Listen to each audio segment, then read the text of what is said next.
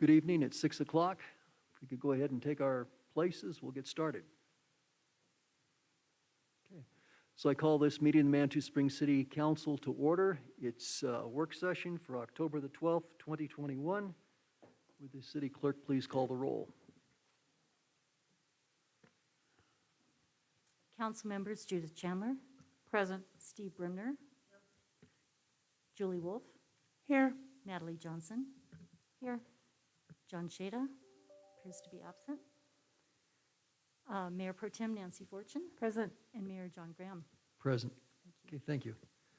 Okay, so tonight we start off, I should need to make mention of, on our agenda item for the Mobility and Parking Board Ordinance Introduction and Discussion, we're going to have to remove that. During the agenda review this morning, we realized that the ordinance that was modified was an old one, and I can believe that one dated, the one that got modified, I believe, dated back to 2017, and the one that should have been modified is 2019, so that'll have to go back for additional work.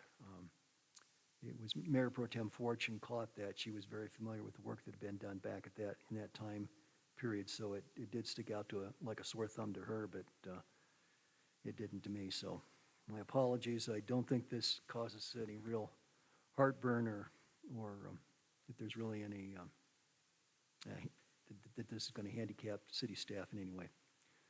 With that said, let's go ahead with the first item. It's the Library Task Force 60-day status report, which I think is going to be brief. Denise? Yeah, I really don't have a detailed brief. It was all presented. Oh, I'm sorry. It was all presented in your packet, and both Mary and Rob are out of the country, so they presented you a pretty detailed information. It will be coming to you on November 2nd. It has gone through PARB and HPC at this time. So that's the only update I have. If you have questions, I'll see if I can answer them, but I'm kind of, I'm just providing the information that I have. Okay, Council, any questions or comments? Julie? Thank you.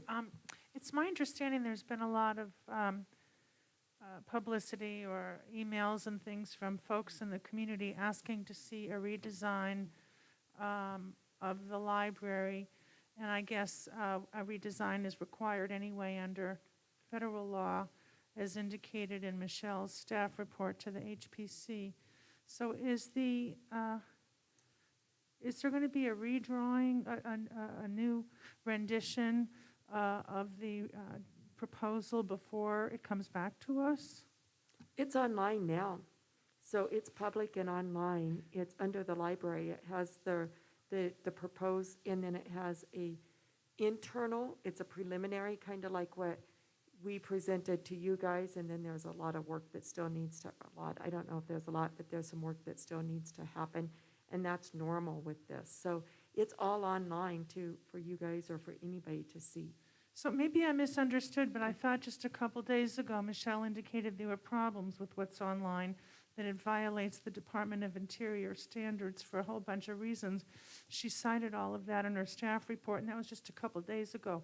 So unless it's been updated the last couple of days, I guess the answer is no, it's not being sent back to the architect. Julie, I'll have to look into that. I don't know, because I Okay. spoke with Michelle this morning, and she said everything looks great. Oh, So let me I follow could be up confused then. and see what that entails. But when I just Okay. met, she said everything was good and presented accordingly. So let Thank me you. see. Thank you. Any additional questions or comments? Apparently not. Okay, let's go on to the next.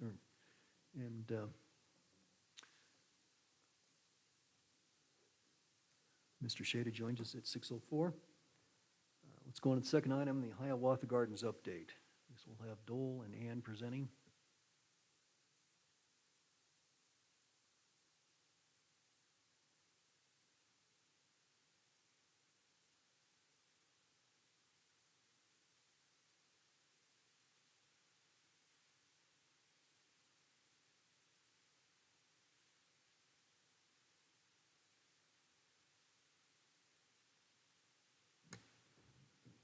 Good evening, Council. I'm Dole Rubenik, City Engineer for Manitou Springs.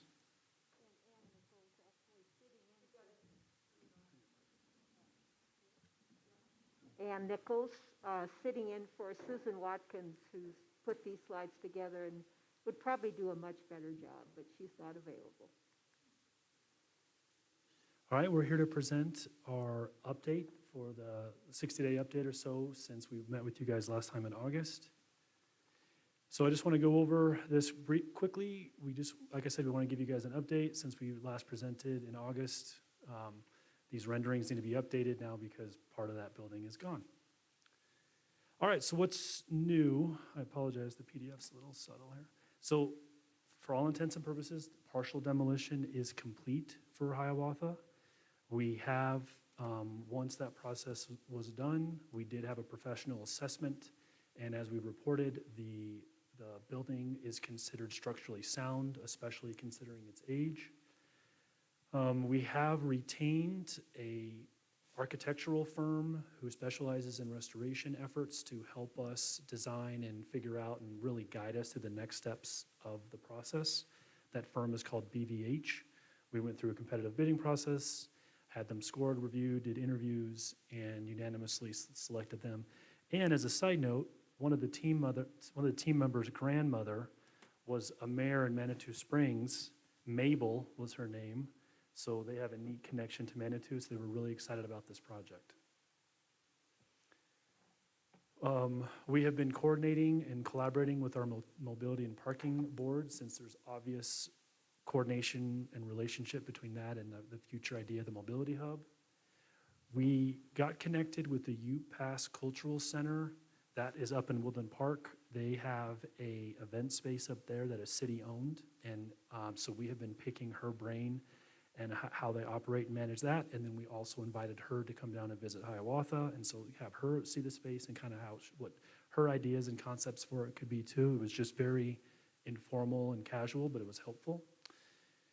We did get our 2021 match funding approved, so that's a status update for us. And then we are working and editing a SHPO grant application. They call it a planning grant, and it's kind of a rolling grant where anybody can apply, and they review them every 30 days, and that money can be used to pay towards certain aspects of restoration.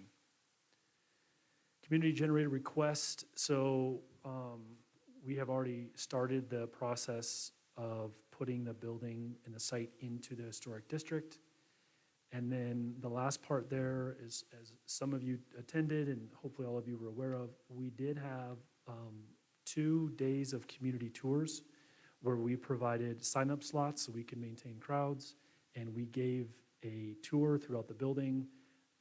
Some of these, Ann will talk more about it, but we did it for 2 days, and I think it was a big hit. So thank you. Right, and in that regard, that was done on September 11th and 13th, and we did get 42 participants in all, and they had a chance to look at the structure, to see the queen rod trusses, just to see what the building looks like, and Dole talked quite a little about the structural stability of the building, and we also had a history wall that kind of detailed very briefly the history and asked people to indicate, to write on the history wall their recollection of when they were in Hiawatha Gardens. And we got a number of people, including me, recollecting being in that building when it served different purposes, obviously. So that was very successful. Next slide there, Dole. What we got, we gave people a response form, so everybody filled out a response form answering a couple questions. And our take back on that is that we got very consistent responses. We had a variety of people saying things like it's worth keeping. They wanted to know more about how it's going to be used, what it might cost to restore it. They wanted to keep informed, but in general, of these 42 participants, we got very consistent themes in the responses. And I think attached to the agenda item tonight are all of the responses verbatim that we received. So on to the communication focus. We have a website that has all of our responses to the tour questions. It has a video of the tour itself was made prior to the tour, where each of the three kind of tour leaders went through some questions, information about the building, the structural integrity, etc. So that was videoed, and that's available and has gotten quite a lot of attention. There's a history presentation from Deborah Harrison that has been done a few years back that we put on the website, and that provides a lot of the history of the structure, which people had indicated they were very interested in. We continue to post updates in the bulletin and on social media. We have a dedicated email response address, and I think we will continue to keep the community and council updated on what's going on in that regard. Okay, so what's coming up? That's the big question. So today we signed the paperwork with the contractor to go ahead and continue getting the building protected. Comcast was on site today also. Our Randy Perkins is real efficient when it comes to that kind of stuff. So Comcast, we currently now have Wi-Fi access within Hiawatha, and the idea that is to do Wi-Fi enabled security cameras, motion activated things, so that we can get notified if there are people in there or something's going on. Because, I know that's been an issue in the past, and this is a way we can use technology and alerts to try to help minimize that. So we're working on that. The building protection requires the building physically being waterproofed and then sheathed in OSB wood of some sort so that it is secure and it's not easily accessed. We will have a door built into the sheathing, but that will be secured as well so that people can continue to access it as needed. And then the security element of that is that the notifications, we have to figure out who's going to get notified, but it could potentially go to like a non-emergency notification to the police department or something, and they could go and check it out. As you can see out there, we have created about 25-ish, 24-ish interim parking spaces, and those will stay in that condition for a little while longer. Part of our next couple steps is there's still additional work to do on the east side. There's a storm drain that needs to have some work, and so once we want to connect onto the existing storm drain, extend it to the north, and then we can grade over all of that, and I think we can open up a few more interim parking spaces on the east side as well. And then, so we are working with, I mentioned it a moment ago, BVH, the restoration architect, to help us come up with really what it will take. Everybody wants to know how much does everything cost, which is an absolutely fair question. And our goal is that now that we know what our building looks like, that its foundation is sound, and how the site could potentially interact, we're looking for BVH to help us, guide us on, here's the materials for the important era of the time, here's what it needs to look like. They actually think that the restoration design effort will be somewhat straightforward because it's fairly well documented of its significant era. But then additional resources need to be focused on what it means to be a mobility hub and how it interacts with the area as a whole. So we're working on that. We just signed the contract recently. I don't know the exact date. Yeah. So, what about the possibility of having part of the mobility hub where the Chase Bank is? If that is something we pursue, would that influence or inform the design decision being made for the Hiawatha building, or is that's not going to be any kind of duplication if that were to happen? No, I don't think so. And as Dole indicated, the design for the dance hall, what we've asked for is it be restored to its period of historic significance, which we've identified as the 1920s through the 50s. The architect will also verify that, but restoring it to that look is pretty straightforward. the rest of it, as Dole indicated, how you do the mobility hub and the restrooms, how you make them compatible, presumably with the historic dance hall, which may get re-included in the historic district, how the site layout works. And we didn't, I don't think in the RFP suggest that an option would be to acquire the Chase Bank, but certainly that's something that if the city is pursuing that, that could be incorporated in this first phase. Okay, and just to be clear, the city isn't pursuing that, at least not that I've been told. It was just word on the street that people keep talking about as a possibility, and I didn't know if that were to come to pass, if it would influence what we're doing with Hiawatha, but it sounds like there's no duplication or anything. No, I don't think so at all. Correct. However, I do think that that space could be better utilized for the city's benefit if we did acquire it one day. The way it interacts with the Creek Walk Trail or elements like that, I think that that could be a valuable So that can be acquisition. something we look at in an executive session, perhaps. I just wanted to make, I don't want to do too much on the Sure. record about it, but it's already talked about so much. But I just wanted to make sure it wouldn't cause us to go back and have to redesign anything. I don't think so. Thank you. So in connection with the BVH work and their phase one work, as Dole pointed out, is to first come up with kind of conceptual designs after investigating the history of the structure, talking to the State Historic Fund, and probably the more significant step, figuring out how the new structures would fit with the historic dance hall.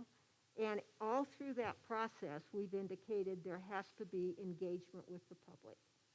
And so what Susan and Tweed has suggested is there would be 4 to 6 roundtables. And the timing, we don't know yet until we know when BVH is going to come up with these conceptual designs. But we will ask the community to weigh in on both the exterior appearance of these buildings and the use, how they would be used, the functionality, et cetera. So that is all going to be part of an extended discussion with the community, and then we would brief council, obviously, on how that goes. And how people respond to that is obviously going to dictate what we ultimately end up as a task force recommending to City Council. And I think it's important to point out that, I think the goal of some of that is all the if-then statements. So if this is the scenario that's wanted, then here is what it would take to get there. So to try to help create as many of those if-then situations we can, and then present the facts and the data and the timelines and schedules with those scenarios so that everyone kind of knows what it would look like if we pursued various scenarios.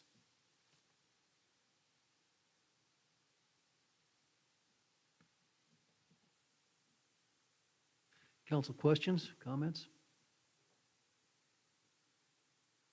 I guess I've got a few. So the timeline. So I guess in the near term, the building's going to get stabilized, secured, weatherproofed, okay, and maybe we get some more parking places out of that. So and it's going to sit like that for some undetermined amount of time. Then we'll be having some public engagement, okay. And I guess the fundamental things are there's just really a few big questions, like what will it be used for and what will it cost? I can understand that, when we start opening the wish list, Manitou gets pretty much, it comes up with all these visions of what things might be. And that's not altogether bad, but at some point we have to, say enough and focus and decide what we're going to do. So I guess I'd look to you to get some sort of sense of how long we want to carry this on.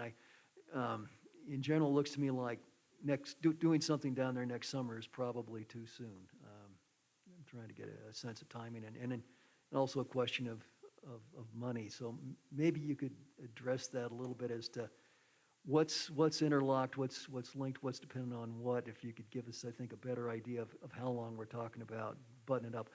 I looked at it and was thinking about it, and it looks to me like it could be sitting there for a couple of years, and if that's the case, then I just kind of want to have some idea what's reasonable to expect, so. And maybe Dole, I'll take a first shot at this, because the RFP had a timeline. And clearly, we need to make sure that works with DVH, but we've had no indication yet that it doesn't. The phase one work, which is the conceptual design, including preliminary cost estimates, and all the community engagement, is to be done by the end of the year.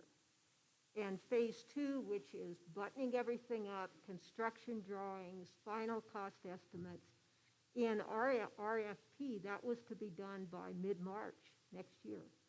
So by then, we should have a very good idea of what the community accepts, what the use of the building, the historic dance hall is going to be, what's going to be included in the mobility hub, and have realistic cost estimates of what that would take to get that done. And at that point then, or prior to that, we would start investigating where those funds come from. So I don't think it goes on forever. Well, no, obviously it can't go on forever, but so, no, it's the proverbial light at the end of the tunnel, so. Right. So I guess, based on what you said here, so it could be, we're looking at the end of March, that we'll, cross another milestone. We'd move along, and then,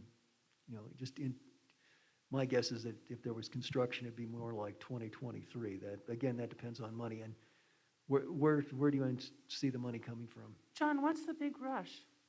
Well, it's not a big rush. In fact, this has been in the works for 5 years. I'm just trying to see where Well, the it's Cliff going. House was in the works for 10 years. But Well, why are 11. you harassing them over timelines? They I'm- already reported to us that I've already retained a firm through the RFP process, and that the firm is in the process of preparing designs. I mean, what else do you want? Well, I just want some more specific dates, and I don't think I'm harassing them. Okay, I think it's reasonable to say what's going on there, okay? Okay, Dole. To help answer your question, if you look at where that building was and where the task force was in March and April of this last year, and then here we are 5-6 months later at this step, I think that it's a tremendous amount of progress has been made, and the task force is very motivated. Everybody's motivated to get as good of quality answers available as soon as we possibly can. We've really tried to buffer that. If we don't know, or if we don't have a good answer, that we don't try to answer and put a timeline to it. But now we're at this place where, we've kind of like surgically removed everything to good solid bone, and now we're going to get to piece it together, slowly, but with confidence. I think when we're ready to finally roll some things out, it will be with, okay, we have a lot of confidence that this type of work can happen this quickly. We have a lot of confidence that these type of grants are available for this type of work. Now, we still have to apply for them. There's still rolling deadlines, but we would have, I think the task force has done that fairly well, is that we have vetted some of these options, that when we finally come to you and tell you what we're doing or what's happened, we've upheld those deadlines and those things. I mean, the fact that building got torn down, partial demolition at all, I think is amazing that we got that far. So that might help you answer your question a little bit, is that we are making meaningful progress in all the areas we can. Okay, thank you. Judith? So do you anticipate about when the building might be re-included in the historic district? And in addition to that question, is part of that process the architectural renderings, bringing it up to its period, what we want to express for the period? So that will be part of that. So do you have a sense of that? Because I would imagine that would open up some funding sources there. Right. The city code dictates how that process can go. And under city code, it could take up to 8 months. The last time we went through this process, it took nowhere near that long. I do know that planning has it on their work plan, Michelle has indicated to me that she intends to hire a historic preservation specialist to help her analyze the historic nature of the building, especially given the fact that we removed the north end, which was, in terms of age, historic. So she started down that path, and I would expect that by early next year, it will be in front of HPC. Once it's in front of us, then it goes to council in 1 or 2 work sessions, and then a decision's made. Thank you. Any other questions or comments from council? I guess not. Okay, thank you very much. Okay, the next item is a COVID-19 update if needed. So I guess I would, I have a very brief update. So, as everyone knows, it was August 17th that we initiated the mask mandate for inside of buildings to include D14 schools and Ute Pass Elementary. The incidence at that time on 8/17 was 171.2 per 100,000. As of October 6th, El Paso County has 315.6. We're up 3%. Positivity rate on 8/17 was 7.95. We're at 10.82 as of the 6th. That's up 5%. Hospitalizations, I actually was able to go into the El Paso County website and find actual hospitalizations. So on the 17th of August, there were 10, and as of yesterday, there were 9. So while the school district 14 is not providing their statistics to the state, you can look on the School District 14 website and see what their incident rates are if you are interested. And that's all I have. Thank you. thank you. Natalie, did you have anything? Okay, Yep, next week we'll have a more formal. okay, great, thank you. Okay, I guess we, council, any questions for Natalie or Judith? Guess not, okay, great. And the fourth item, we'll have to postpone to the future when we get the revisions applied to the latest ordinance. So item 5, discussion of the 2022 budget. Becca, welcome.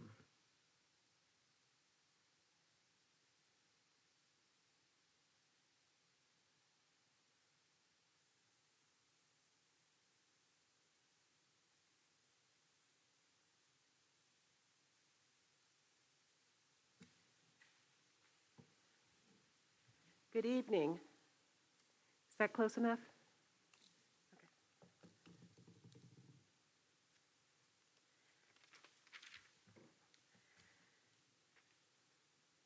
So the purpose of this agenda item is for City Council to discuss the 2022 proposed budget, seek clarification as needed, and if City Council comes to a consensus, to provide guidance on changes to the budget. Since the budget presentation on October 5th, there have been no new changes to the budget. I explained the changes that had occurred to Council on the 5th, and again, I have them in this memo just as a reminder. And with the changes, the ending unassigned fund balance is $4,047,304.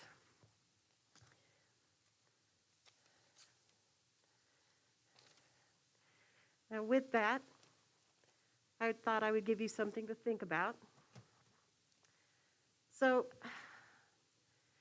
we've ended up with looks like it's going to be a very high unassigned fund balance at the end of 2022.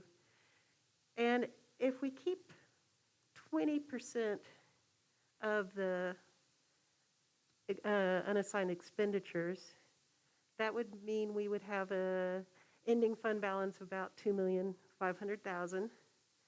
And that's higher than our financial policies. And I'm thinking let's keep it higher, because the general consensus is that the next year just can't be as good as this year. This year was just incredible in terms of sales tax.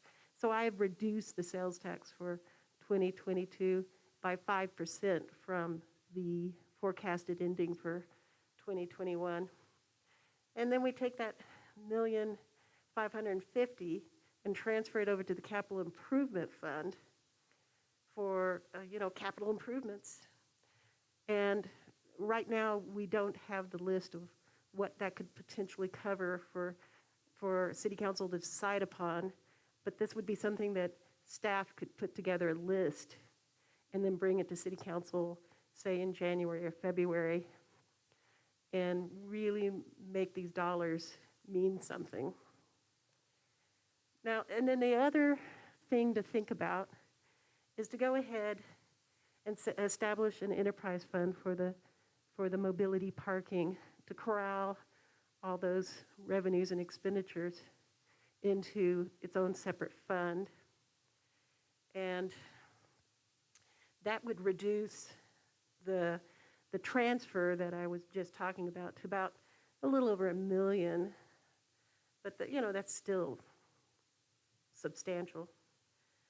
And with an enterprise fund for mobility parking, we could really address the mobility needs of the city.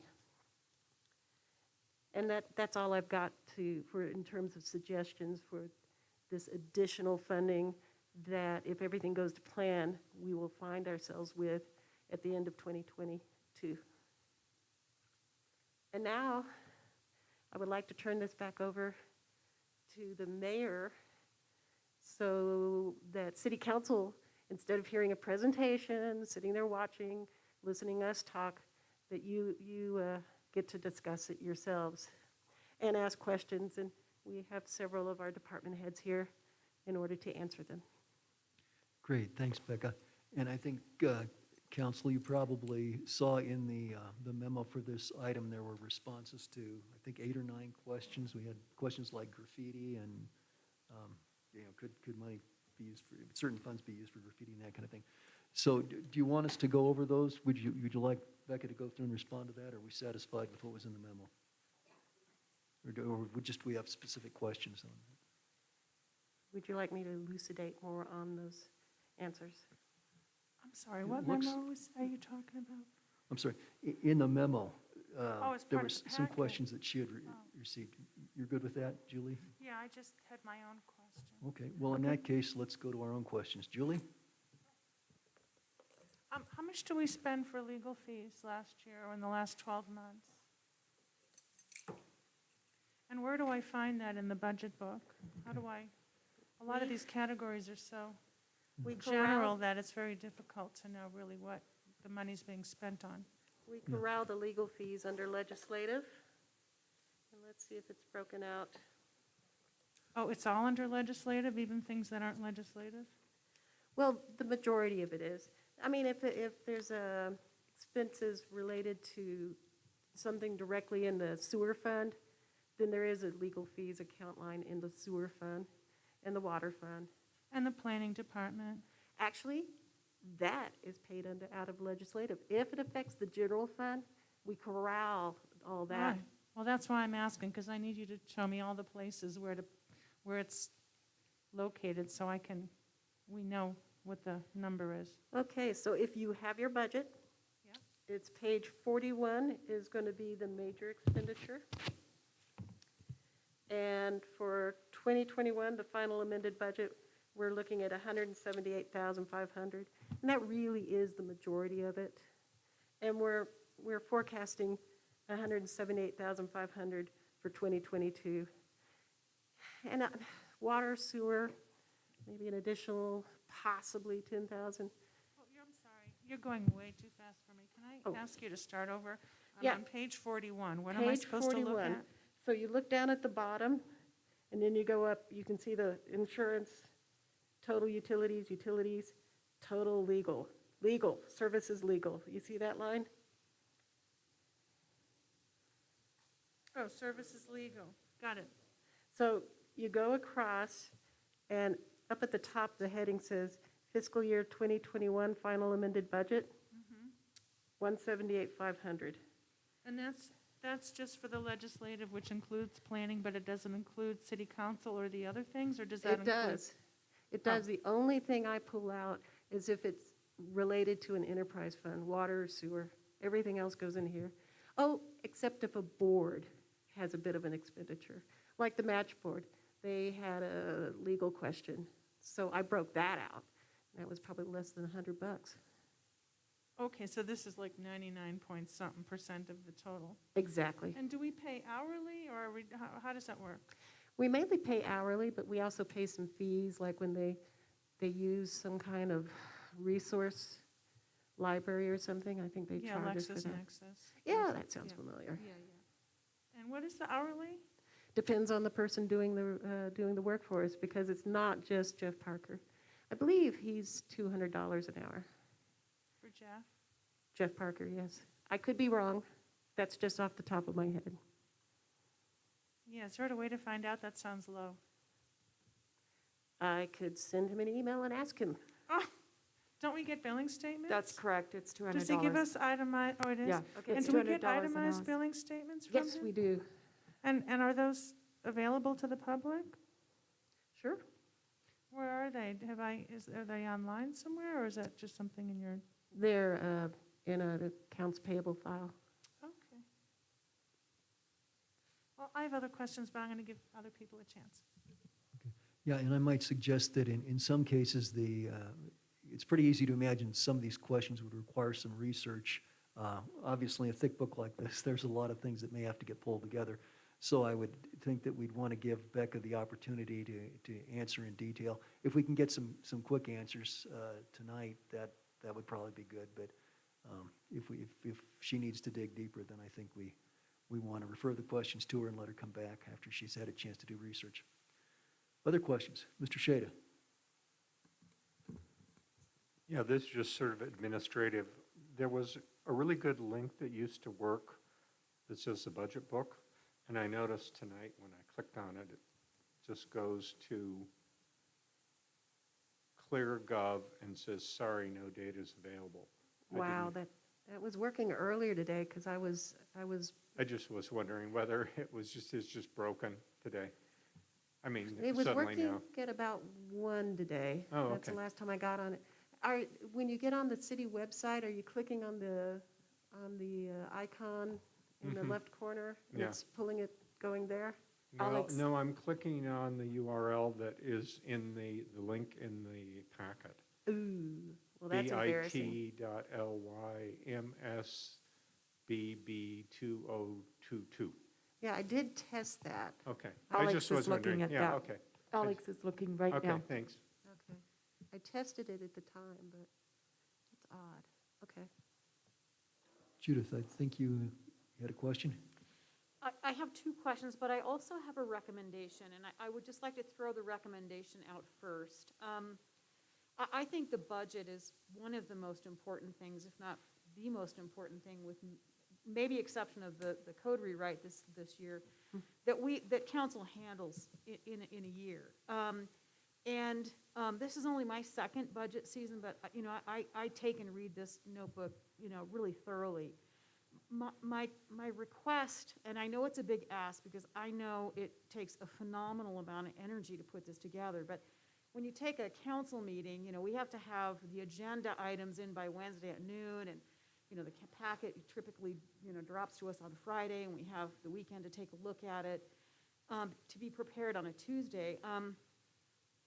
This notebook was available Friday morning at 10 o'clock for an all-day Saturday meeting. And, I don't know about you, but I wasn't available Friday to start digesting it before Saturday. And even though we spend all day Saturday, there's so much here to go through that, as Councilor Shada said, it kind of becomes our coffee table book. And so I want to just put this out there for next year, that I would love to see this budget book drop to council with a few days for us to actually go through it, and really come to Saturday, with some really robust questions. So that's my ask. I would love to see it Wednesday, if not Thursday, just, I mean, a few days, I'm not saying a week before, but I just really think that it's so important, because I've been reading it post our Saturday, and I have lots of questions, but I'll keep it to two today. One was one of the questions I asked on Saturday about electric bikes for the police, and I got an answer on Saturday of, quote, like, we're working on it. What I want to know, I want more specifics when I ask a question like that. I want to know, is it in the budget? If you've been working on it, where are you? Where's the status? And shortly, I don't know what that means. Is that going to be early next year? Is this going to happen? Do we have the money for it? I mean, so I'd like to have a little bit more concrete answer about, so the whole purpose of a Saturday is for us to look at the budget and make some requests. And so I made a request for $6,000 to $10,000+ for those at least 2 police-equipped bikes. And after that request, I heard something quite different on the street about that. So, that's my first question. My second question is relates to, it would be on page 85. It's the transportation, mobility and parking budget. It's the light item, transit shuttle, and budgeted $150,000. Prior years, in 2019, it was 308,749, and then in our COVID year, 71,156. I just found out today, I thought council got we had a work session with Mountain Metro once a year, but apparently that doesn't happen, that it happens every few years. So I'm wondering how we arrived at the $150,000. And then I also heard that we're thinking, there's some talk about, the city taking a look at that in the future and maybe bringing some of that in-house. And I would like to see council have a work session next year and take a look at our current bus routes and ask, are they serving the community? And if not, I'd like council to be a part of that discussion, so we can actually use our transit system to get people at remote lots in here. So I guess my main question is, how did that $150,000 figure, how do we arrive on that? The $150,000 has come from negotiations with Mountain Metro. Back in 2019, it was $308,750, but that also included, it wasn't just the bus route that goes, to El Paso, I think. It also included the Bar Trail bus, because the Bar Trail did not have enough money to support that. So this number here is more just that one route. I can't remember, there's 33 and 3, and I can never That's keep number them. 36. It's 150,000, and the URA gives us the 150,000 to cover that Route 36. Right. So we get the money from the URA, but you have expended also. So that's Route 36 is the cost for that And- one. But that 36 route is only seasonal to tourist season. And as we had a robust discussion, I don't know if anybody remembers it last year, about the 36 shuttle being a year-round bus. We also had a pretty interesting discussion about whether or not we wanted 2 incline buses. And at some point, the council said, we don't know if we want to spend the money for a second incline bus. And then, surprise, surprise, Mountain Metro came through with the gift of $91,000 for a second incline shuttle bus. So I guess, does that include, are they going to, give us the $91,000 for a second incline shuttle, whether we decide whether we want that or not? Or, I just feel like council is not being, I think parking and traffic is the single most, the biggest problem we have. And I don't feel like we're having a seat at the table on this discussion. and that I think is really important, and so that's why I'm picking on that and wondering, how do we got to that figure, and does it include Mountain Metro throwing in that second incline shuttle, and then again, do we have a work session to decide, do we want that, and then going forward, you know, having council and city weigh in on what they want their bus route to look like. Right, To and like I serve the said, most people. the incline shuttle is paid out of the bar trail entirely now. So this here is just that other shuttle, Shuttle 36? So, I mean, not shuttle, yeah, I thought you 36. said URA money is involved too. It is, but it's in our revenues. So we can never net our revenues against our expenditures. So the revenue is over in revenue, and then expenditure is over here in these departments. So there's the 150 that you're seeing for that one. And since it services the URA area, they donate $150,000 to us.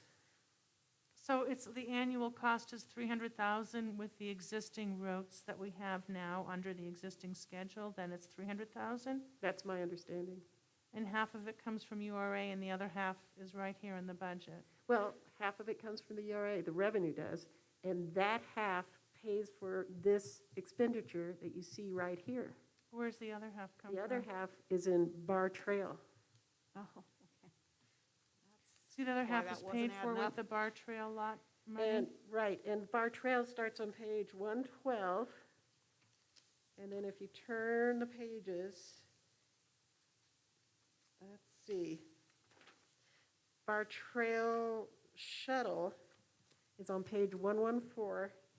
It's actually a little more. It's 179,000.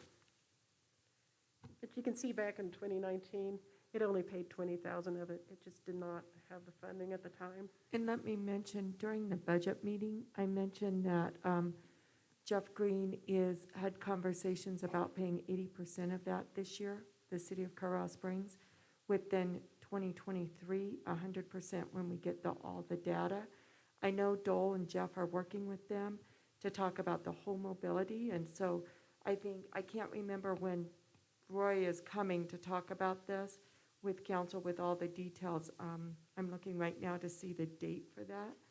But those are conversations, and I mentioned that in the budget meeting, that Jeff Green, so I think we would end up paying $46,000 this year for that instead of the normal amount if everything goes as planned. So that is including committing to 2 incline shuttle buses, one running every 20 minutes, is that what we're?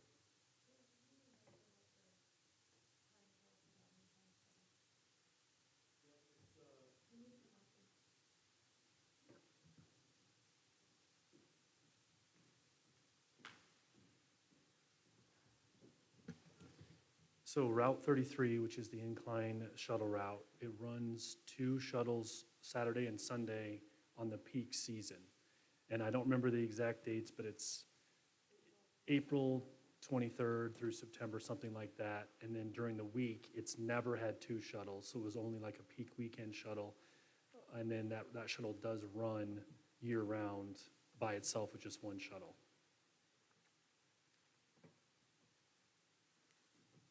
And Dole, do you remember about getting input? I don't remember the dates and details, and I did send that to Roy. So how Mountain Metro works? Yeah, is it every year, or is it, I can't remember those Sure. details. There's 2 times a year when they take a public comment, public input process to adjust routes for the following window. So every year in, I think, I may have my dates wrong, but I think it's like March and September, those changes or inputs, they have to then take that, publicize it out to the public, make sure they can confirm it, agree to it, and then they would look to implement those improvements. So like the changes you would make in, or recommend in March go into effect like in June, and the ones that you want to make in September could go into effect early in the year type thing.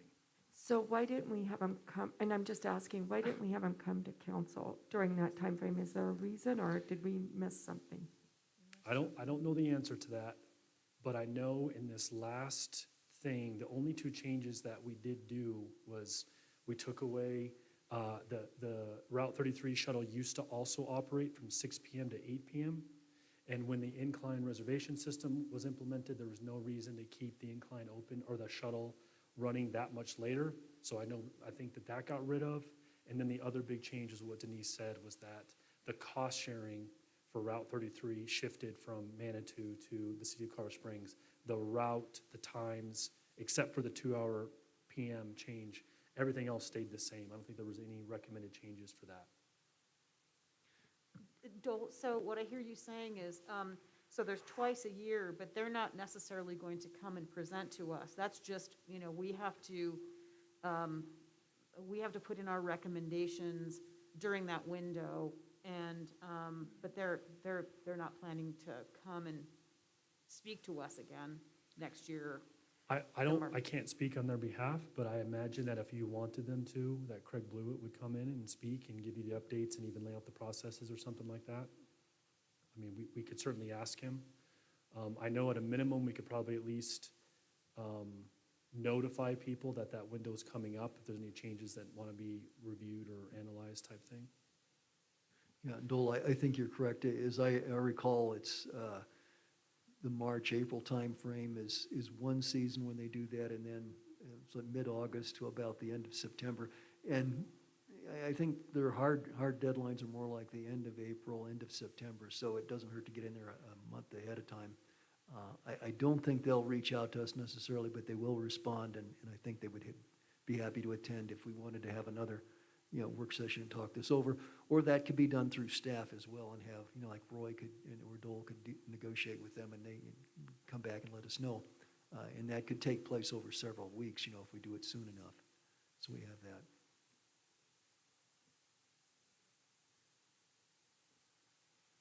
Do we want to move on to a new topic, or do we want to stick with this topic? Because I have a bunch more questions on this got topic, it. but I don't know how you want us to proceed. Right, okay. Anything more on the transit? Okay. Natalie, go ahead and then we'll move on to another topic. When we continue with these conversations, I would like to talk about the enterprise fund for parking and mobility again. I think we have a lot of conversations to have about mobility. You're talking about a parking enterprise fund, is that? Correct. Okay, and I should mention that for the November 2nd meeting, we do have a discussion of parking enterprise on that, and Becca would be presenting. So if that's sufficient, we would have that too. Okay, if there's nothing else on the Oh, no, there is something else. I have a bunch more questions about this. Well, okay, is there anything more on transit? I have a bunch more questions on transit. Okay, all right. Okay, tell you what, Steve hasn't had a chance to speak. He No, raised his hand. that's Let's fine. let Steve, and then Julie will come back to you. Steve? Yeah, I just had a question on when you were mentioning the funds that we have, the surplus funds we have, and you said $1 million going towards mobility study. And I wondered what that entails. Maybe you don't have the answer to that, but maybe somebody in the audience does. Oh, when I was talking about the parking enterprise Yeah. fund potential, that would be the amount that would be pulled from the general fund and pulled over into an enterprise fund. So that would decrease the amount that we have available to transfer to the capital improvement fund. It's not a mobility study. It's just for mobility. So it'd just be a general slush fund out there For available? mobility to manage, so it could be transit, it could be enhancing a mobility hub, it could be, purchasing property. I mean, you can use it for many things as long as it entails mobility. Restriping, whatever that may be. Okay, is that going to be covered in this November 2nd meeting we're going to have? That is my understanding. Okay, sounds good. I'll wait for it, thanks. Okay, Julie, fire away. Okay. I'm sorry, but if there's no place in the book, if you want to point me to a specific page, that's fine, but otherwise, I just need to know. Out of this $300,000, 150 of it is for Route 36, is that right? Is Or that no? the one that goes to the URA area? No? Okay, yes. So, Route 36. but then the 179 that you pointed out, the 179,000 that you pointed out on page 114, what's that? That was for the bar trail shuttle, the one that goes up Ruxton. Okay. So that 179,000 is what we pay to a shuttle to go up to Bar? That's a number I was given for the cost in 2022 for the Bar Trail The Bar Trail what? shuttle. Okay, so 179,000 for the Bar Trail shuttle. And then an extra 150 grand for Route 36, is that, do I understand that right? Yes. And that's reflected on what page? Oh, thank you. Yes. And we already missed the opportunity to make any changes about this because we weren't informed that September is the deadline. So can we get this on the agenda, let's say, end of February or early March, so we don't like run into, because I remember last year we were told we couldn't make any changes because we missed a deadline. I don't want to keep missing deadlines. So if we need to get this submitted by a date in March, if that's true, then we need to talk about it at least, 4 to 6 weeks in advance, so I would ask for that. And then for the Route 36 cost and the Bar Trail cost, is there any information in this budget to show us what we get for that, how many buses and what the schedule is and so forth? Someone even last night mentioned at the candidate forum how infuriating it is to see these empty buses all winter long, drive up and down the streets, and what a ridiculous way of polluting our city it is. So I just wondered, is there a way to see what these monies, what are we getting for this money? Dole, That- or? Mountain Metro tracks every time someone steps on one of their buses, and they send us their ridership counts for every month for every route. So Okay, we do have the data. Okay, but how many, the data I'm asking for at the moment is, so how many shuttles run up and down Ruxton every day for Bar Trail? So that's Route 33, and, during the weekend, it's every 10 minutes from 6 a.m. to 6 p.m. So that's 6 times an hour times 12 hours. I'm stopping at the math there, I don't know. So can you share with us sometime well in advance of our meeting on this in February or March? Well, March is probably too late. The ridership data that you have so that we can evaluate whether it's reasonable to increase or decrease the frequency of the shuttles? Yes. And can you do that as well for Route 36 so we can see what we're dealing with? Yeah, yes. We can just add that to the weekly reports, but we can do it monthly and tell you what the ridership is for 36 and 33 every month in the reports. So that way you have it every month, so we can just start adding that to the weekly reports at the end of every month when we get it. That'd be helpful. And do I understand correctly then that even if we want to make changes to our existing schedule, it's impossible for that to become effective at this point until perhaps June with the March deadline? Do I have that right? Yeah, well, whatever deadline that has to be met, and it's a federal requirement process for that to go Well, I through just need that. to know, because are we budgeting this particular dollar amount through June, at which time we can reevaluate? Or, because I don't want to approve this budget if I don't know, I don't get it. I'm not going to. So what you're budgeting, what it's for right now is through the year, right? I do have an email, and I'll get you guys the information as soon as I have the details. I just want to make sure and I think you're right with the March and the September, but I have that out to make sure that we have those dates and what we can and cannot change. So let me get all of that from Mountain Metro, and we'll get that to you.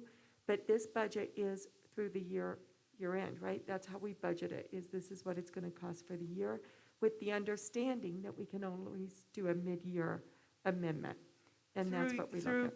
calendar year end? Yeah, it's January through December. That's our budgeting year.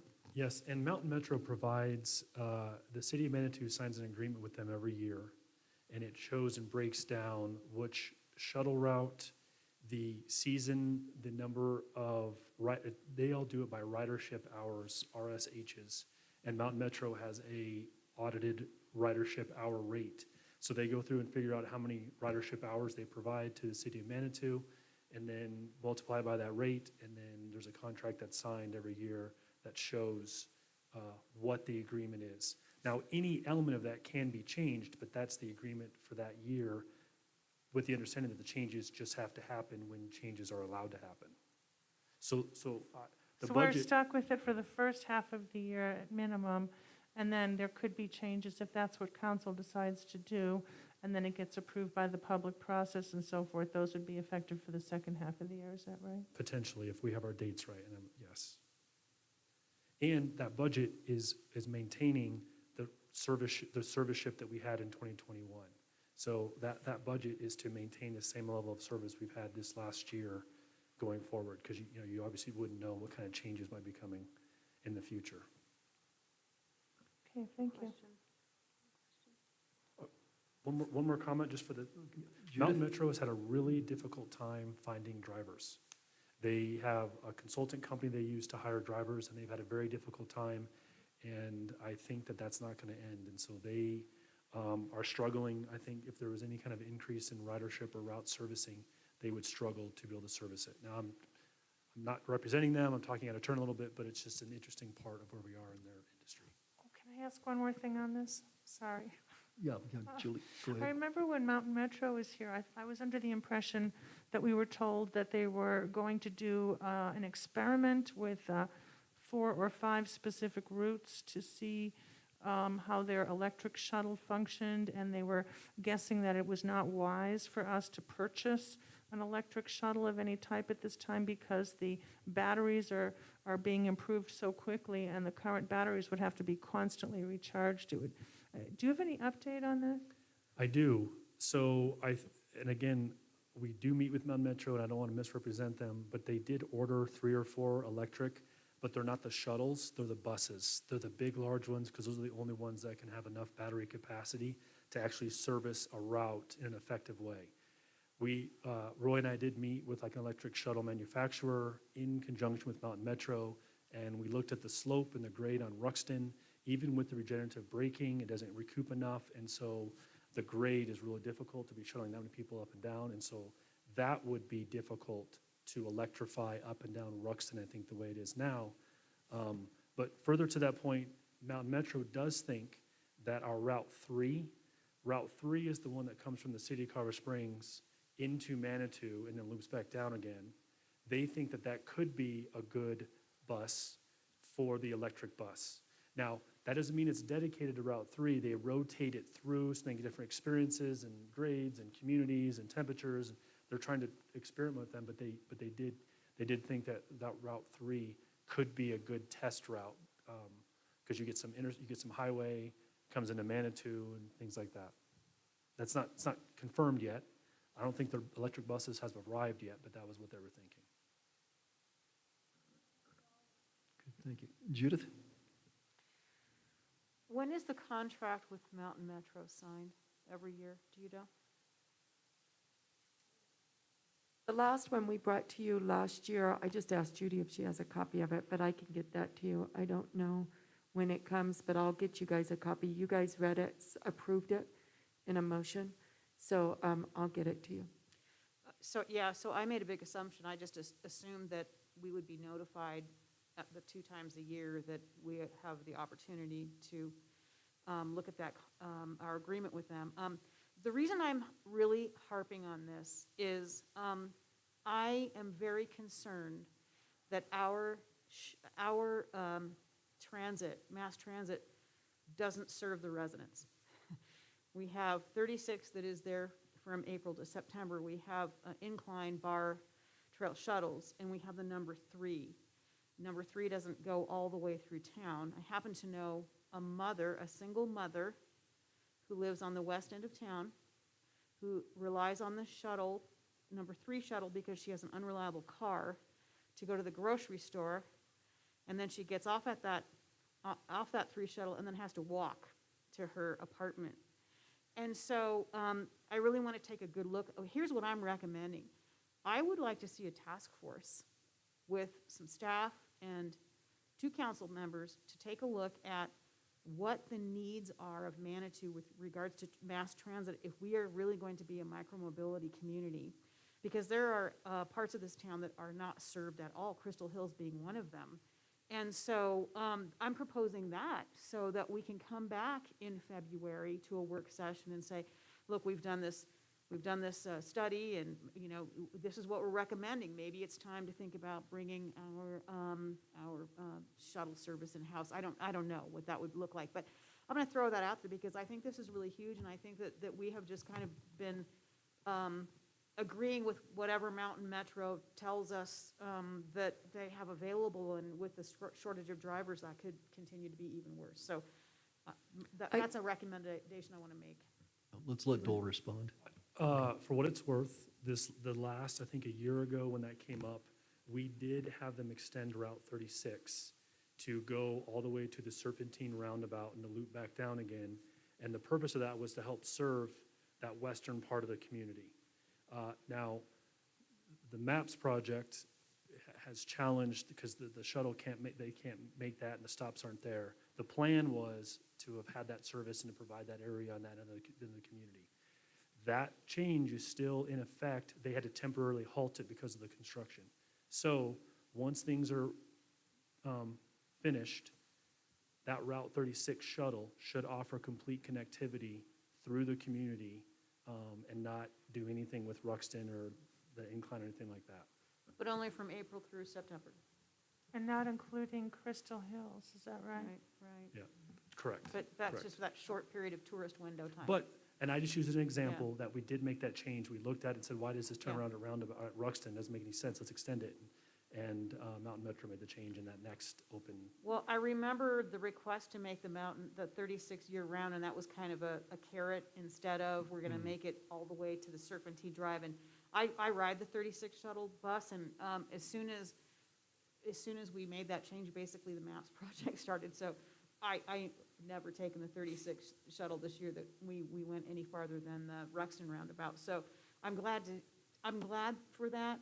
But what I'm saying is I still feel like our shuttle services serves the tourists more than it serves our residents. And I think that if we want to be a micromobility culture, I think that we as a city need to take a look at what are our needs, how do we get there, and what relationship will that look like with Mountain Metro in the future? Denise? I just want to mention, that is what you've asked for the task force, is what the MAPS group is taking, the mobility and parking. And they're looking at mobility holistically, from, bikes to walking to shuttle. So that's their responsibility. If you want to do another task force, but that's really what they're looking at, and they're looking at mobility hubs. They're looking at all aspects of it and really gathering the data. And then they will be bringing to you guys their recommendations. And I know Natalie is the council liaison for that. So I don't know if you want to do another task force. That is their responsibility right now, is mobility and looking at all of that. I was going to say, how does MAPS play into this? So I was just basically, Okay. Right. Further questions? Mayor Pro Tem? Not a question so much as a couple of comments.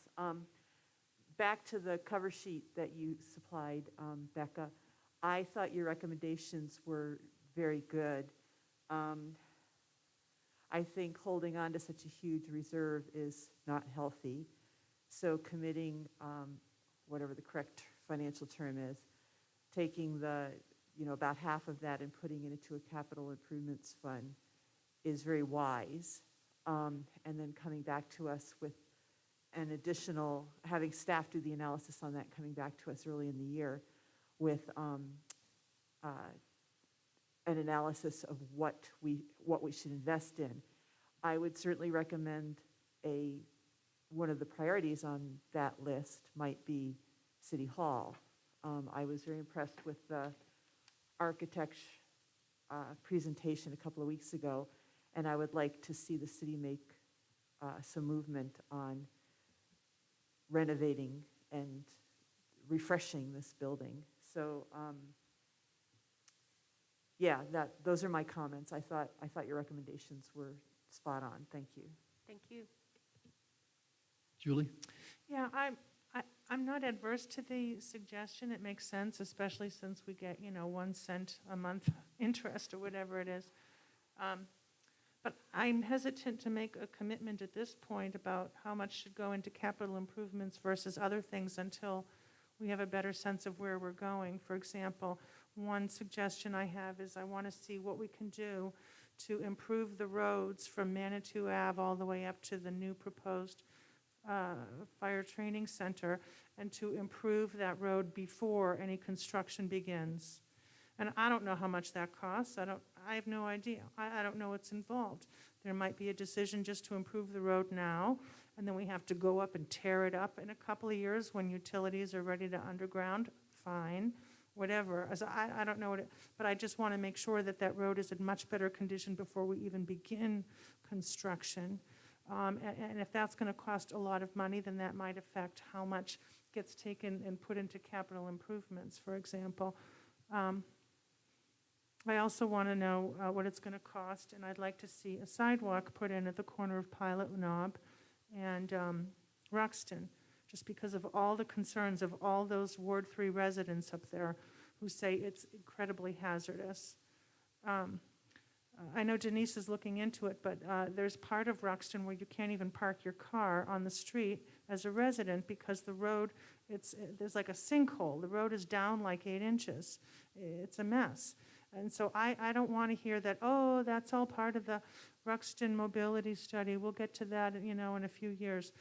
I don't think that's appropriate. I think if we're going to be abusing the residents on Ruxton and all the way, that whole area up there, roads involved with the getting up to the new fire training center, then I want those roads at least improved.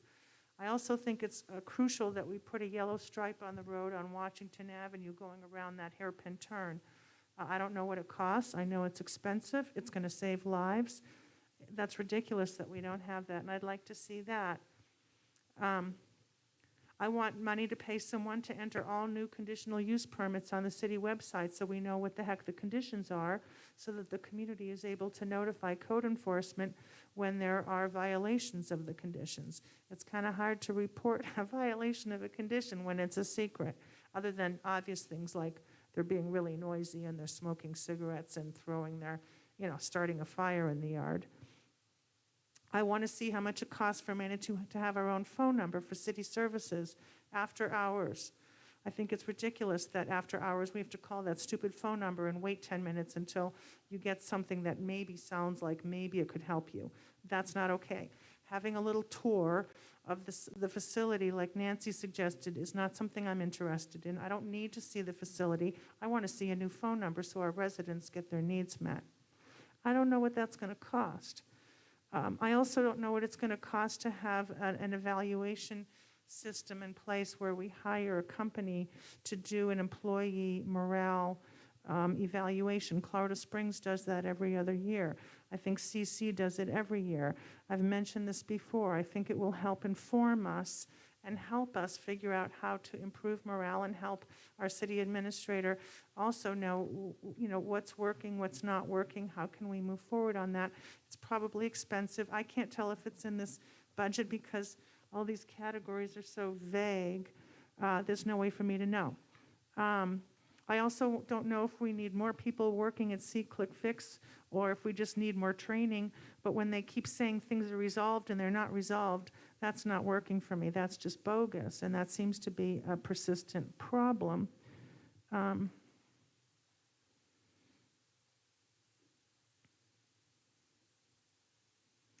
I just have a random question. I should know this, but is code enforcement now under Public Works as opposed to the police? Where did they stick them? It's under Roy directly. It has its own department now, so you can look at neighborhood services, its own department.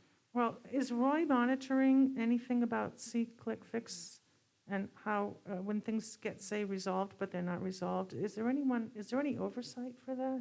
Yeah, we watch that. Each department head looks at it, and then we get a report at the end of every week. If they're not resolved, please let me know, but if they say resolved, I'm trusting that staff is resolving them and we're managing through it. But if you see something that is not, I did get your checks today, and I have sent that information out to have them evaluate it and look at it. Okay. And then finally, I can't approve this budget until I know what it will cost to hire a consultant to set up a reservation system for Hiawatha and Bar Trail. We've been waiting for Roy to do that, and he's so busy, and he keeps saying, oh, someday, someday, someday. He doesn't even have the signs working yet from 2 years ago. So I would like to look at the cost of hiring a consultant to set up a reservation system for those 2 lots. So those are additional things that I'd like to see in the budget, or maybe they're already in the budget. And if so, I'd like to know where they are, because it's hard to tell from these categories. Okay, Julie, we've got several things there, and Denise, I think I saw you writing some things down, but just, okay, let's go back and make sure we've got it documented so that we can get answers, okay? It's going to probably take a little bit of research. Okay, so, and I may not, Helps just to save time for everybody, because I do have my little messy cheat sheet. okay, If you'd prefer, I can email Denise and copy all of you with my list, so I don't waste your time right now. I think that'd be a It's good up to idea. you. That'd be great, okay, good. That sound okay, Denise?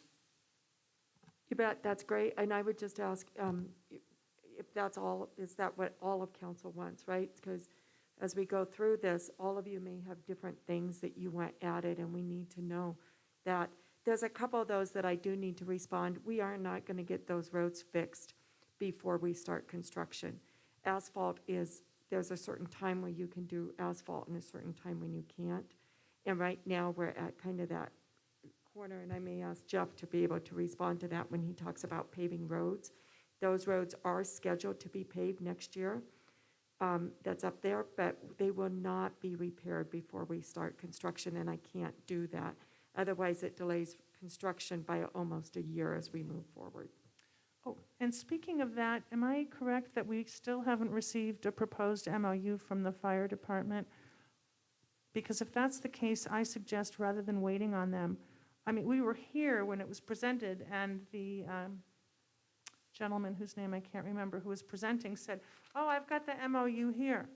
But we've been waiting now, what, a month or something to get it? So I think maybe we need to present our own decision, our own paper on what we think the rules should be, on how frequently that gets used, hours of operation, not to overlap with when the incline traffic is already insane, all of that. Why don't we take a stab at doing the first draft instead of waiting around for them?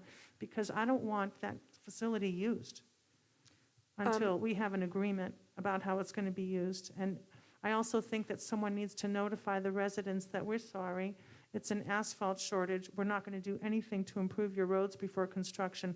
They need to know that, because they were here begging for us to fix their roads if we're going to have all this going on, and I want them to understand why it's not fixed now so they don't feel ignored.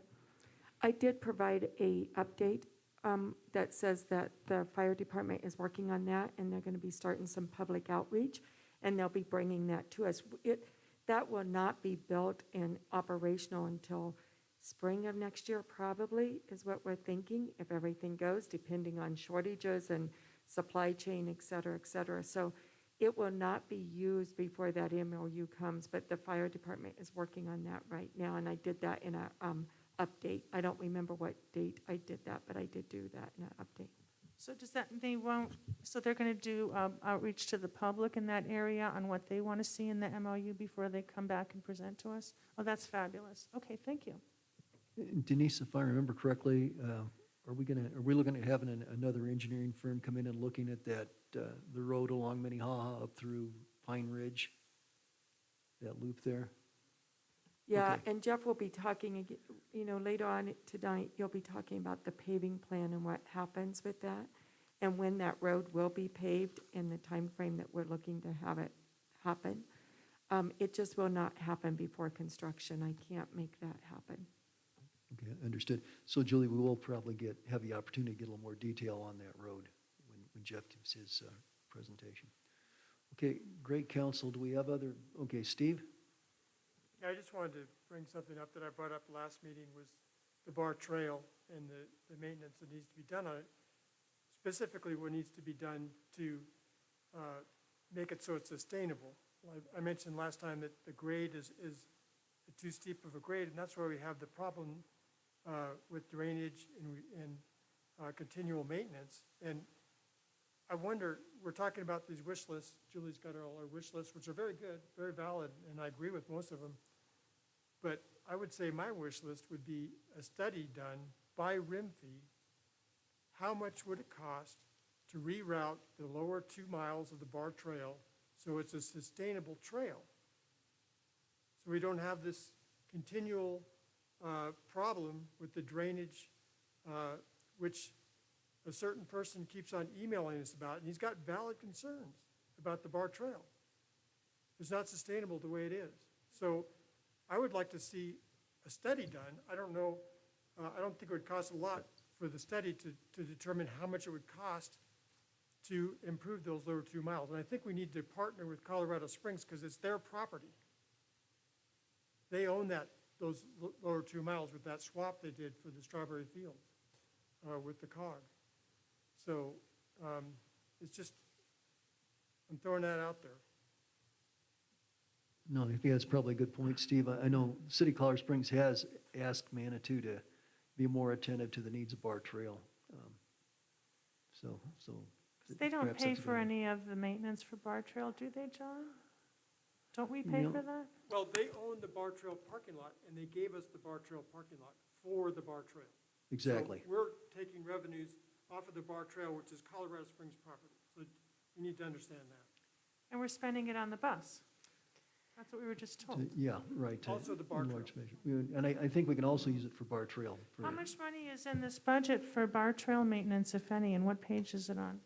20,000, that's what RIMFI has asked for, plus I think you, Peak, gets 2,500 that you asked for, or 3,500. Right, for posts and rails. But that's what, Rocky, that's what RIMFI asked for this year was 20,000.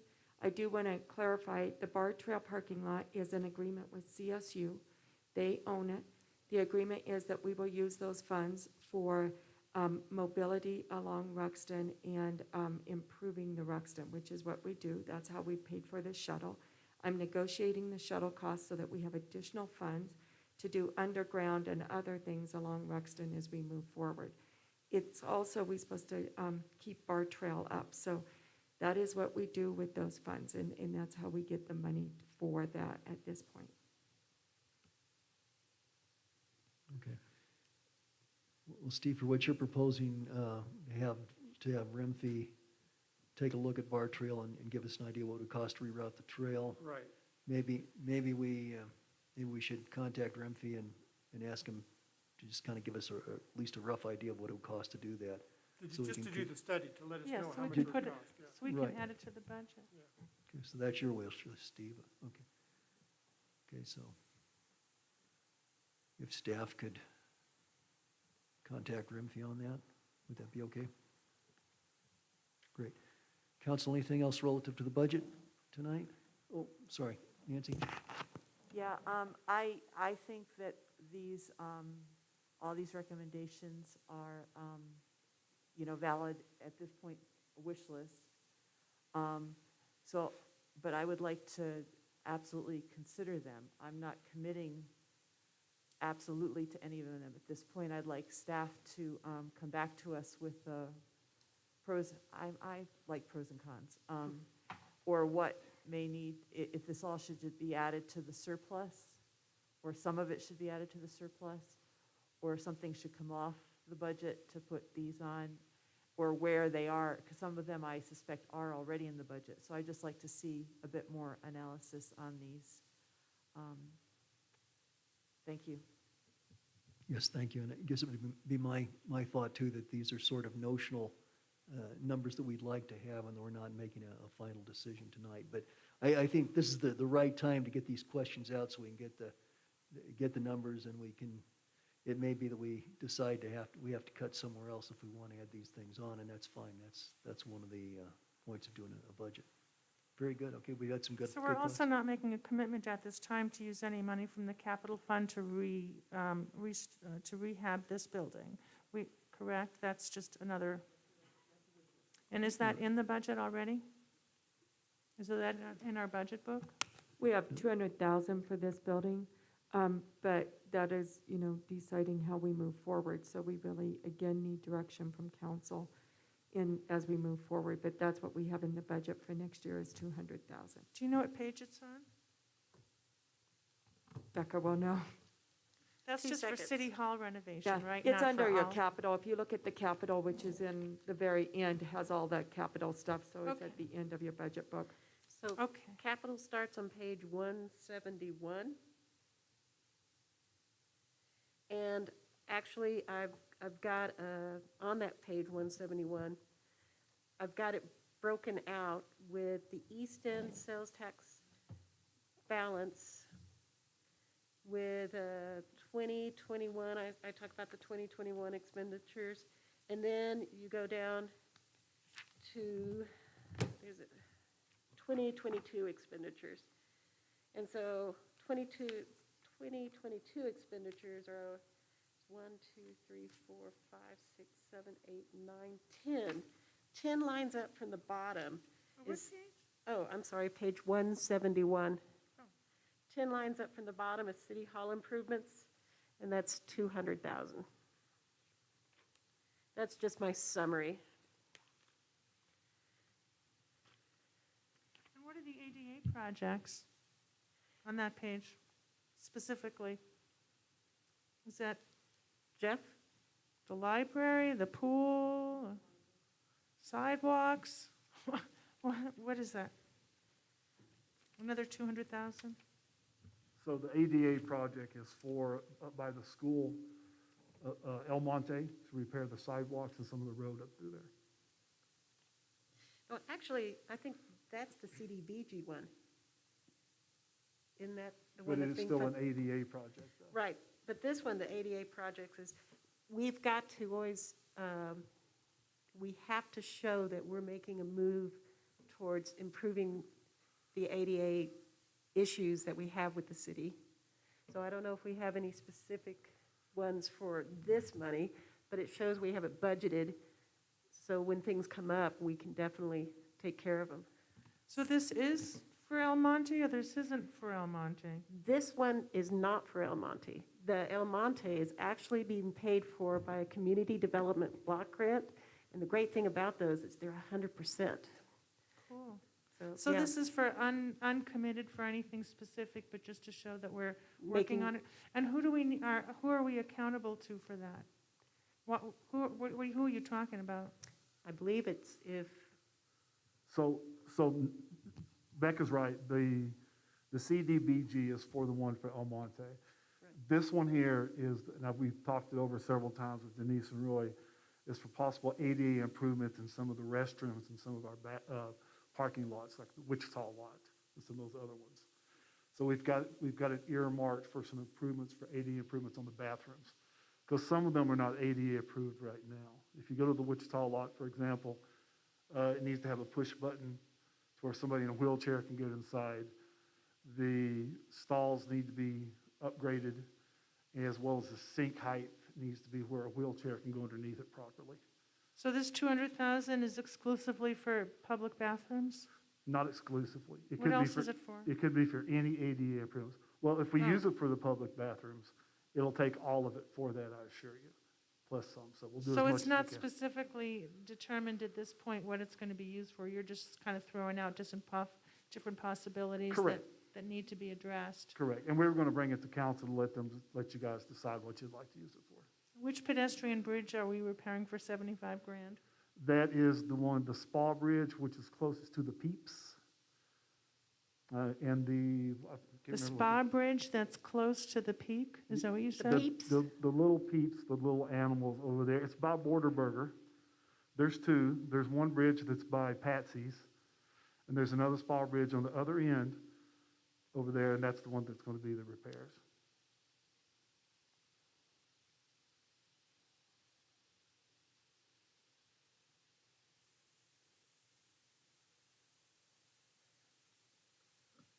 What does that 1,590,000 number mean next to aquatics and fitness center? That's, but is that because it's a separate fund balance? oh, that's just the total for the 2022 expenditures. Oh, okay. And is that answer, the 50 grand is just for whatever, for the pool again? That's not necessarily No, for anything specific? it does have some specific expenditures, and Skylar could more easily address that. What page are you on, Julie? 171, at the very, very bottom of the page, it Oh, says okay, 50 I see. grand for Great, yeah. aquatics. Okay, I see it now, yeah. Yeah, that 50,000, that's in our CIP. We have some planned repairs for that with more, we want to replace the other set of skimmers so we can continue to enhance the flow for the pool so we can remain open and meet code. And then we also have other plans to upgrade the fitness equipment in the fitness area. And then separate from that, we also have funds set aside for ADA upgrades. Those are not on this page, or where are those?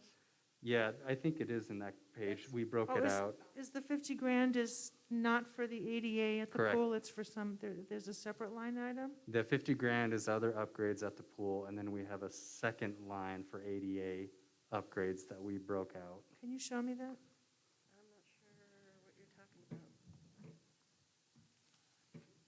Because it seems like if we have a choice between bringing the pool up to legal code and having an ADA bathroom and such versus, Julie, if we don't fix the Fitness. skimmers, we aren't going to have a pool.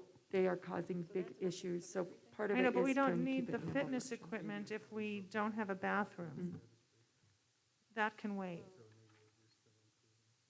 Yeah, I believe that the ADA is included in that 50. Yeah, I apologize. I thought we broke it out separately, but the 50 includes the ADA. Oh, okay, and do we have a bid or an estimate on what it's going to cost to do the ADA compliance? How much of the No. 50 grand are we going to spend on that?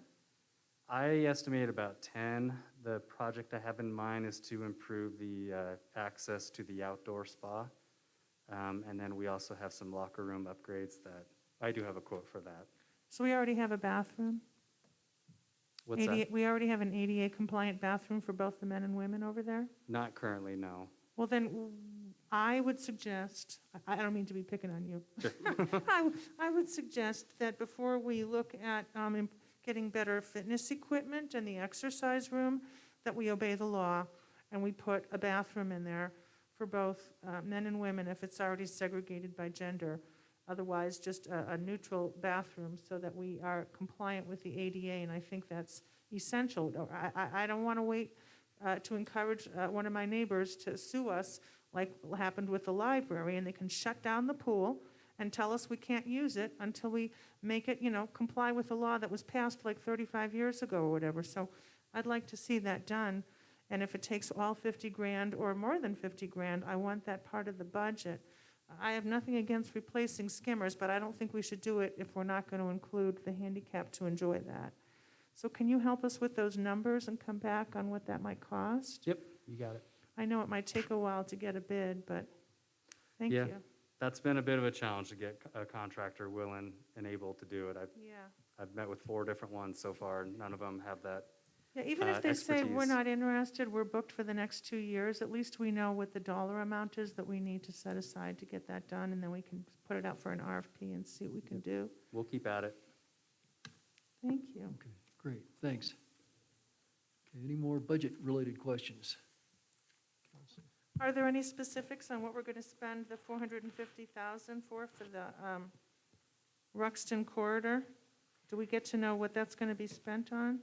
So Or if do you- we get to decide that later, or is that staff going to do that? If you look at page 179, that's the start of the 5-year capital improvement plan, which breaks out a lot of those expenditures. So going back to the pool, if you look at the bottom of page 179, you can see ADA remodel was 5,000, and the building grade upgrades is 45,000, and that's where the 50,000 is.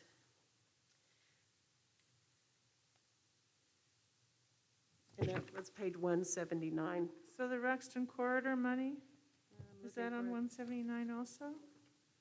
Oh, at the top. Oh, that doesn't really spell it out, though. What's that? I don't know what I don't know what that's, Right it's there. like $500,000. I want to know what it's for. Bill, maybe you can help us out? I can. So this is still part of the same project that's been around on Ruxton for a while. That was approximately $1 million budget. It's federal money and URA money. So that was my best guess of how much of that money will be spent on that corridor in that year. And so that includes, that's why it's over multiple years. This 2022 expenditure, the big chunk of it is going to be the CSU undergrounding of the utilities from Winter Street up to Hydro Street. And, we pay 50% of that. So that's like 370,000 of that is that 460. And then the delta of that. Where is that, Joel? It's I don't know how that gets broken down further. It doesn't, that's just But our that's- five-year capital improvement plan. So, but that's how much of that $1 million we intend, I'm estimating that we'll spend in 2022. So you're re- guessing 370,000 of that will be used for undergrounding in the Quarter place one. you mentioned? And is the remainder, what's the remaining money designated for? Has that already been determined? The rest of the design effort on that corridor. So that whole project, the goal of that job is to get the future improvements needed for that corridor designed and laid out. And then we have the monumental task of trying to figure out how to phase that project and do construction in subsequent years. So it's about 80 grand to get a design? Well, we have already spent some money in 2021, and we've already spent some money in 2020. So this is not all of it. Like, we've already done survey, we've already done right-of-way delineation. We're spending a lot of money right now on utility engineering. We've had a firm go out there. If we've learned anything from the MAPS project, is that the utilities it was not done well. I don't know how else to say it. It was not done well, and it has it's given me a lot of headaches, and everyone in the community, and I'm very sorry. I can say that we did learn our lesson, and we have spent a lot more time and energy on utility locating on Ruxton so that we do know what's under the ground, we do know the condition of it, and then when we do our roadway design, we will have a good level of confidence what we're going to do, what we will probably find under the ground, so we can be prepared and plan on it and not have near as many surprises. So if we're putting about 370,000 into the utility undergrounding, that leaves us about $90,000 to pay someone for a design. Is that what's projected for 2022? Well, Do I we are understand that? already paying, that's about how much I'm thinking might be needed to finish out the design or to get additional design effort completed. Oh, 90,000 will just pay for part of additional design. So if the design is, the design is spreading over 2 calendar years. And so that's how much of the design effort I think will be needed to get us to a good set of plans in June or something of 2022. I do want to mention a couple of things. Is whenever you guys approved the resolution for contracts, you asked us to do a 20% contingency also, because we don't know what's going to happen. And right now with supply chain, it's even more challenging, right? So that's how we budget as we go forward. And remember, a budget is a plan. We don't have the exact cost of every single thing. We have an estimate of what it's going to be. We bring contracts to you for review. Once we get an RFP out, the RFP gives us the opportunity to get the best of 3 bids and then go from there. So some of this information, we're not going to be able to have the exact detail. We do a estimate of what it's going to cost. That's how we do a budget. That's how budgets are prepared. And then we come back with all contracts to you for final approval. So that's, we have a pretty good guesstimate, and that's what they are, as guesstimates as we move forward. Do you know what the 100,000 is for this coming year for the mobility project implementation? What are we going to spend that money on? We Is don't that- know yet, Julie. That's what the mobility group is working on, and it may be more than that, right? We put 100,000 to start with, but the mobility group is putting those plans together. And again, we don't have every answer for every one of these. We have general ideas on some of this and what to move. Some of it may not get done, like in 2021. There are certain projects that maybe we didn't get to completion. So that budget then rolls accordingly if it's a capital project. So it's a plan that work on, and we try to keep you informed, especially on all capitals, because we have to bring those contracts to you. So none of that 100 grand will be spent without council approving it in advance, is that correct? They'll come to you with a full plan of mobility, right? That's what they do. They're working on a plan of how to move forward. So they'll come back And with a then we'll full come- plan of mobility showing us how they're going to spend that 100K that's on page 171. Some Is of that it, right? no, that's not correct, Julie. It may be that we need 5,000 to work on a contract, right, with a consultant. I can approve 50,000 or less. So if let's say that they say, we need to get data here, or we need help with streetlights to gather all this information and put it in a concise budget. We're not going to bring everything to you on that. But if there's a shuttle, or there is a hub, or there's something that really needs to, that looks at that, that's when they come to you. But it won't be every single penny that we spend on that. Right. So since it's 100,000, just to help me understand how this works, you could go ahead and spend 50,000 of it yourself without council approval on X, and then the other 49,000 on Y, and then that would be it, and then we don't get input on how that money gets spent. Do I get that right? That is correct. So I can do $49,999 I can approve. But it's working on the mobility and what that entails, right? So as I said, we can get a consultant that we need or something like that to get the data to be able to come and bring it to you. Or we could use that to hire someone to prepare a reservation system for Bar Trail and for Hiawatha. And they're working on that right now with a consultant of looking at what that looks like. And they'll be bringing that, I think. I don't know when Roy's bringing it. Joel, do you have an update on that? You may not be working on that one, but Roy is working on that, of the reservation systems and the different systems that will work. We're going to have somebody coming to you, again, I don't have the date, that is an expert in that area with recommendations, and I think they'll be presenting to you after they present to the mobility group, because that's the first group that gets the information. Oh, so you've already hired a consultant for that? We have, we brought, and I mentioned that also in an update, that we brought somebody on that has worked with Breckenridge, Idaho Springs, various other communities on parking, and they're kind of evaluating our whole parking and what's working and what's not working, what's our turnover rate, all of that. And we'll be presenting you the whole study once we get that. Do you have any idea when that would be? I don't have that. I wish Roy was here, but I don't have it right now, Julie, sorry. I think it's going to be in the next month or so, but I don't want to overpromise. By the end of the year? Okay. Yeah. Julie, I think tentatively, we were thinking of November the 16th, so that's the week before Thanksgiving. Again, that's tentative. It depends on a number of variables, but just to give you an idea, that's Oh, yeah. about what we're looking at in terms of time frame. Oh, that's great, because I'd love to be able to weigh in on how that money gets spent, even though I understand legally Denise can spend it without our consent. So that'd be great. Thanks. Okay. It is with our consent, because we've consented to let her approve things under $50,000. Well, without our consent as to the individual expenditure, I understand she's not doing it illegally. I'm sorry if that was misleading. Okay. Mr. Shada?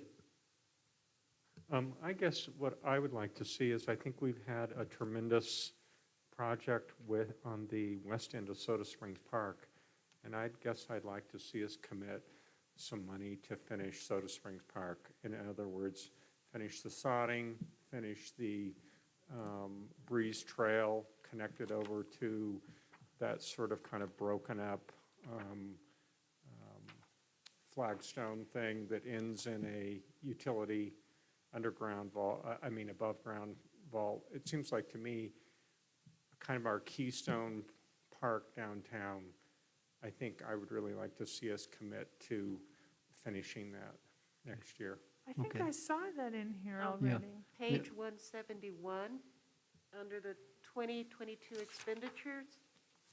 It's 1, 2, 3, And it's third line up. it's a phased approach, because we're also going after GOCO grants. So it's a phased approach. We'll do phase 2, then phase 3. And I don't know if Skylar or Dole's leading that, but we are applying for GOCO grants also to help with that. So we have 215,000 budgeted.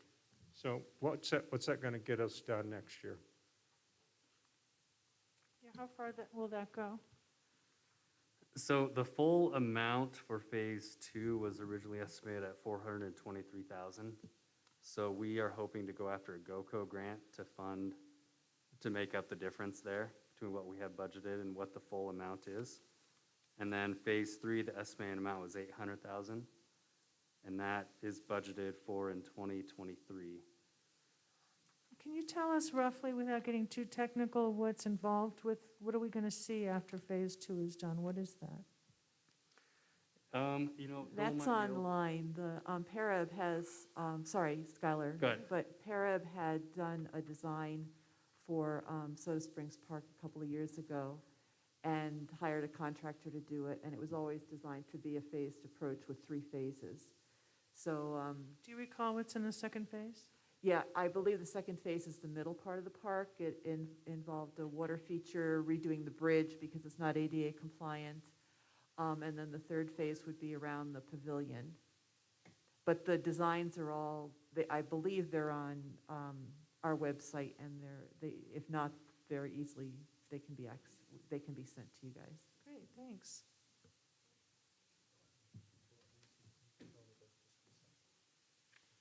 Okay, other questions, council? Comments? Okay, it looks like we've ridden this horse pretty hard. We've got some questions to send back to staff, and we'll be looking for responses.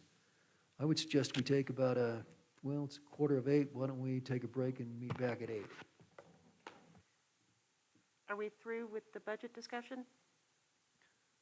Well, yeah, Okay. yes, we are. Thank you, Becca. Thank So you I very don't much. need to come back at 8. I'm sorry. Yeah, well, I'll do like the bartender, last call. And Okay, thanks, Becca. Julie, you're going to send me your questions, and it would be great if each of you sent me your questions so I don't miss one or misrepresent one or put down my own perspective on it. Great, thank you.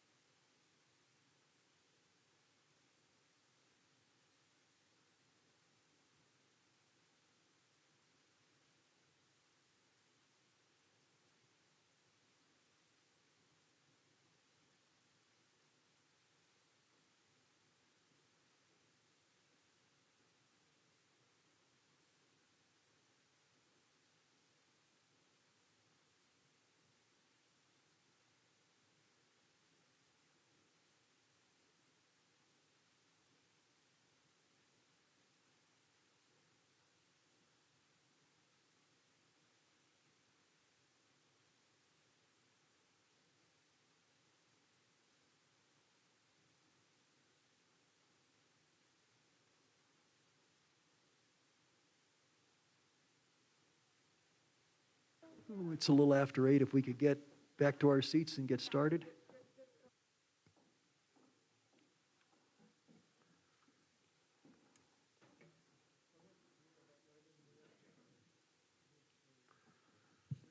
Okay, let's go ahead and get started then. And the next item is it's road conditions and paving plan, be presented by Jeff Jones from Public Works. All right, sir. Thank you. Thank you, Mr. Mayor, council members. Before I get started on discussing the background on some of the new technology we're using to determine road paving, I'd like to make sure that it's known that the first 3 roads that we have scheduled for paving for 2022 is Duncan, Mesa, and Michigan, which lead up to the road that goes to the fire training facility. So I don't know if that will be paved before the training facility goes under construction, but as soon as it's warm enough in May, which will be the first date we will have with the proper temperatures, they will get paved first. Okay. All right. So with that, just to give you a little background, we're using a program that Colorado Springs has been using since 2017. And that's with a company called Markel Geospatial. And they use the latest industrial technology to assess public roads infrastructure. And the information collected will allow maintenance and operations staff to make data-driven decisions for project planning through the year of 2028. The roads are assessed by a high-tech car outfitted with a roadway collection vehicle system that includes features like a laser measuring system for longitudinal, textural, and depth profiling, GPS positioning, street-level 3D imagery, and laser crack measurement system. The system grades the health of each road segment with a score of 0 to 100, 100 being the brand new one. The scores account for ride quality, types, distress, and defects. Besides Colorado Springs, Manitou, as well as Monument are the other 2 cities that are participating in this program. It comes to a cost of $265,000 for Colorado Springs, but of course that's because of the size of their city and all the roads they have. For us, it only costs about $7,000. So it's fairly cheap, very cheap actually for what we're getting out of it. And it gives us a good index of what we should be looking for as far as which roads should be paved. In your packets, I included a short little website where you can see a little film of how the vehicle worked. Pretty neat little device. Pretty simple of what it does, but what you get out of it is pretty big. And what we can do with that, we can take that information, obviously, with also visual checks. And we normally get about $309,000 a year for paving purposes, for maintenance. This year we have a little more because the taxes were so good throughout, and our share will probably have about $350,000 for this coming year, which is good. And we're going to use that, all of it, for paving.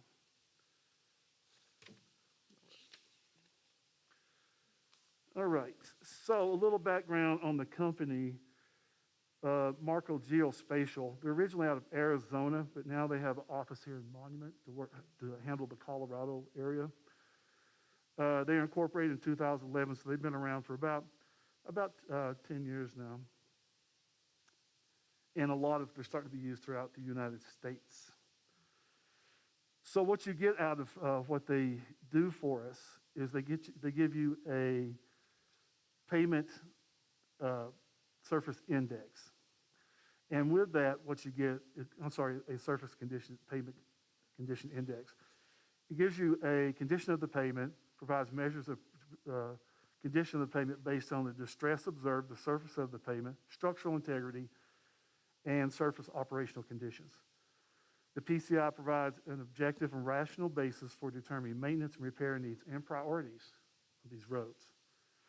The PCI provides feedback on pavement performance for validation or improvement of current pavement designs and maintenance procedures.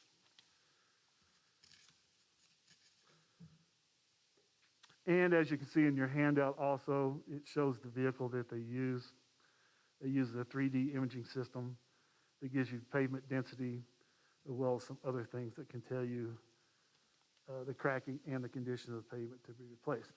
Now, just like during the budget retreat, there is a map, or the PCI map that we all looked at, that has the color-coded road conditions according to their studies.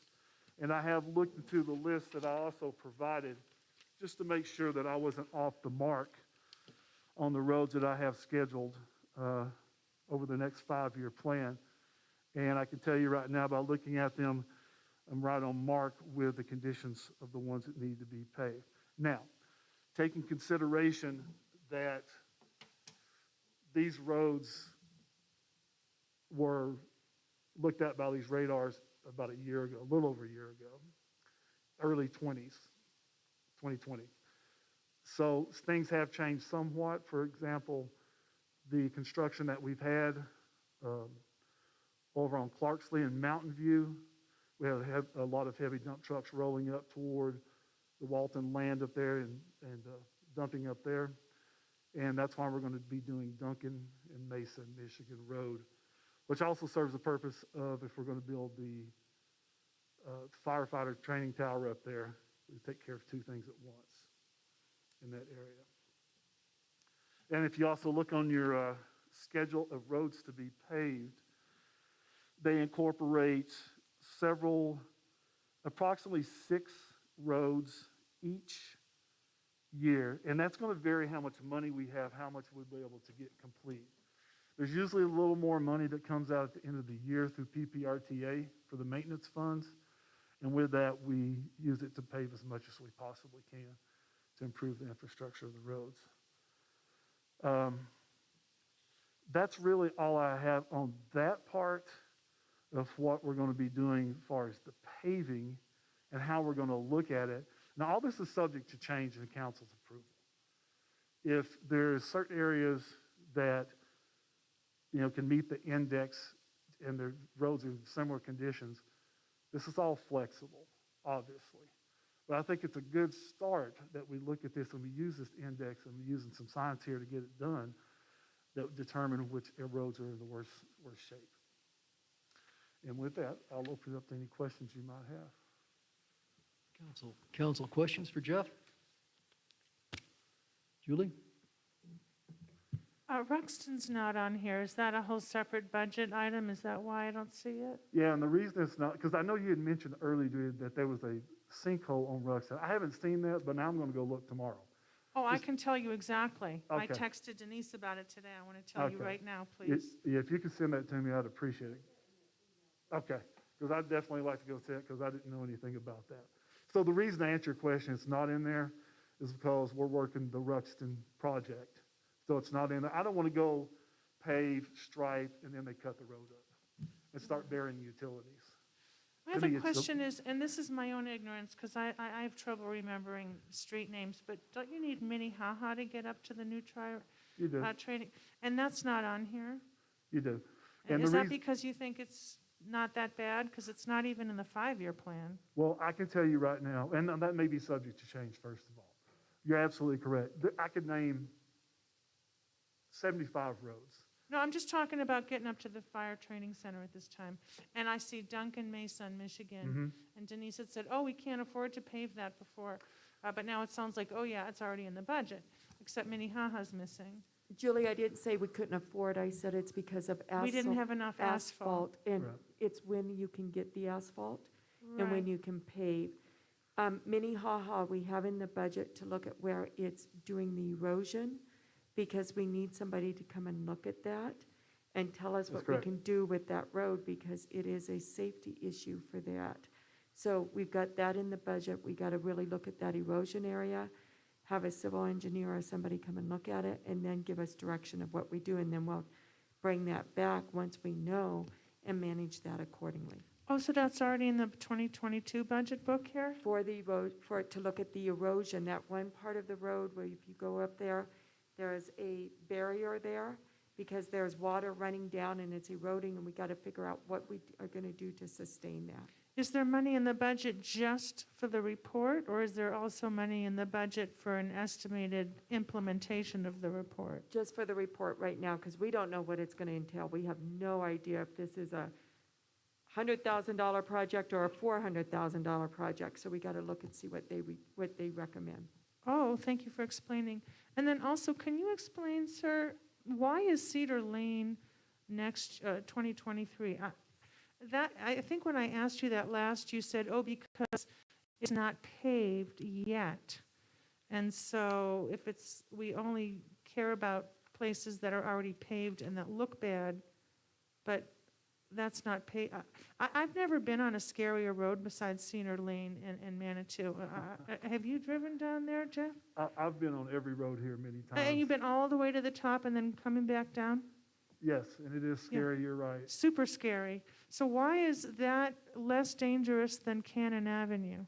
What do you mean less dangerous? Well, I'm why sorry. is Cannon Avenue considered a priority for 2022, for example? Well, it's. On your metrics, I don't want to have like a detailed, No, and I won't. engineering explanation, but, I won't draw this out, but Cannon is a high-use area, and Cannon Road is pretty torn up, too. And you're right, that road up there is pretty scary as well. I see. So if you have a really dangerous, scary road, but it's not used that much, it might get pushed in the metrics to another year as opposed to just a bad condition road that's used a lot. Is that how it ended up in '23? Well, I don't know if I'd maybe say it like that, but It's just so treacherous, man. And the potential of someone crashing down and then, of course, no great guardrail. So when you're on the downhill slope and you're coming down, if there's a problem, you're going over the cliff. yeah, well, there's That would be several roads so like that. serious. And I'm like, really? That's less compelling than, via Chula Vista? I dispute those metrics. I don't think that Cedar Lane should be pushed off. It just seems so dangerous. Okay, we can definitely take a look at that and see about it. But like I said, I don't know if I have, I'm just one person. I'm not all of council, of course, but I just couldn't understand how that got pushed to 2023 since it's so treacherous. It just looks like, I can't even think about how bad an accident could be. No, there's several like that.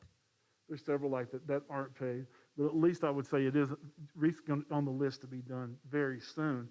Now, if you say... Very soon? I thought it was 2023. If you say, is it more important than... If you're saying is Cannon more important than that, not necessarily. Depends on what metrics we are going to use, and you're correct. Now, if your metric is only measuring safety, of course it should be right up there, probably done in 2022, to be honest with you.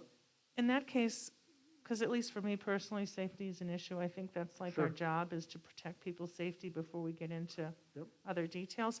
Are there any, because I'm not that familiar, are there any other streets on this 5-year list that you believe would be in 2022 if we decided to put safety as a priority besides Cedar Lane? Well, I would say this. Let me just make this statement. I do put safety as a priority, and I take it very serious with what I do. So that shouldn't even be a question in my mind. Is there other ones that we could look at that are treacherous? Well, Denise just mentioned one that goes up from Minnehaha up around Pine Street there that needs to be looked at. We are looking at it, and that is in the budget, like she said, to get some type of design for it. There is other streets, to answer your question, yes, that are on the north side of Manitou Avenue up in the hills up there that need to be looked at as well, too. It depends on what council wants to put as priority. Safety is always first. Super about safety. But you just said safety isn't first, and that's why that Cedar No, ma'am, got I put did in not say 2023. safety Because is there not first. are other metrics such as usage, and when you have a lot of people using maybe a D- road, maybe that's more important than a few people using an F road. I mean, I get that, but it doesn't sound like safety was a priority when this list was prepared, unless I misunderstood your presentation today. Well, Julie, I think safety really is a factor. There are probably a number of things here, so maybe Jeff could go into a little more detail about the process that you use in that in-line council, and maybe we'll want to shift things around, but Sure. So the process I'm using is this, just like I laid out in the package. We're using the company Geospatial. First of all, give us the road condition. We also look at usage of the road too. We also look at safety, of course. And it is important, and we take that very serious. There's many roads we could look at that way that we could never get paved in 1 year. It's impossible. We don't have enough money for it. So we also look at usage. I'm going to tell you right now, of course we do. Cannon is very highly used, and it's also had so much construction on it, especially the gas lines and everything else being put in. So we do look at that as well. Safety is a factor, 100%, as well as usage, as well as the condition that the PCI we get from the company.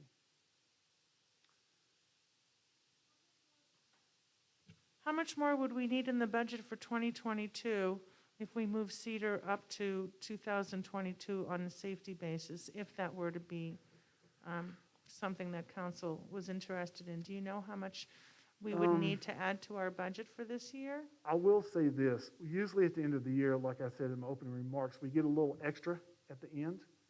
Sometimes when we have a good year, like we had a budget adjustment from PPRTA and they gave us a little extra maintenance money. I don't know exactly how much. I'd have to get somebody out there to look at it. No, I don't need to know how much you're guessing we're going to get for extra at the end of the year. I want to know if we're going to put Cedar Lane in 2022, do I add 50 grand to the budget or 500 grand to the budget? That's what I'm trying to answer. Oh. I would have to get a contractor out and get bids on it to see exactly, because it's pretty treacherous to get equipment up there as well, too. So I would have to see what their price would be for it. If I told you a price, it wouldn't be exactly, but if I was taking an educated guess of all the paving that I've done, I would probably say around $40,000 to $55,000 in order to do it That's properly. all? That's Okay. it. That's right. Jeff? And That's good to know. Jeff, the council can change these, right? I mean, you've said, here's the ones that you recommend, and this is Absolutely. why. But council can say, instead of this one, we want to move this one and move this to 2022. So that's why Jeff said this is his proposal based on the information. But you can look at it and say, nope, we want Cedar first, and we want to move another one back, and this is why. And then we can do that accordingly. Or we could just add Cedar and have a little less going into the capital fund at the end of the year. It doesn't necessarily mean we have to eliminate one of Sure. one of Jeff's I'm proposals. all about paving the roads, 100%. Trust me, that's what I do, and that's what I like to do. And it's absolutely flexible. This is just a proposal.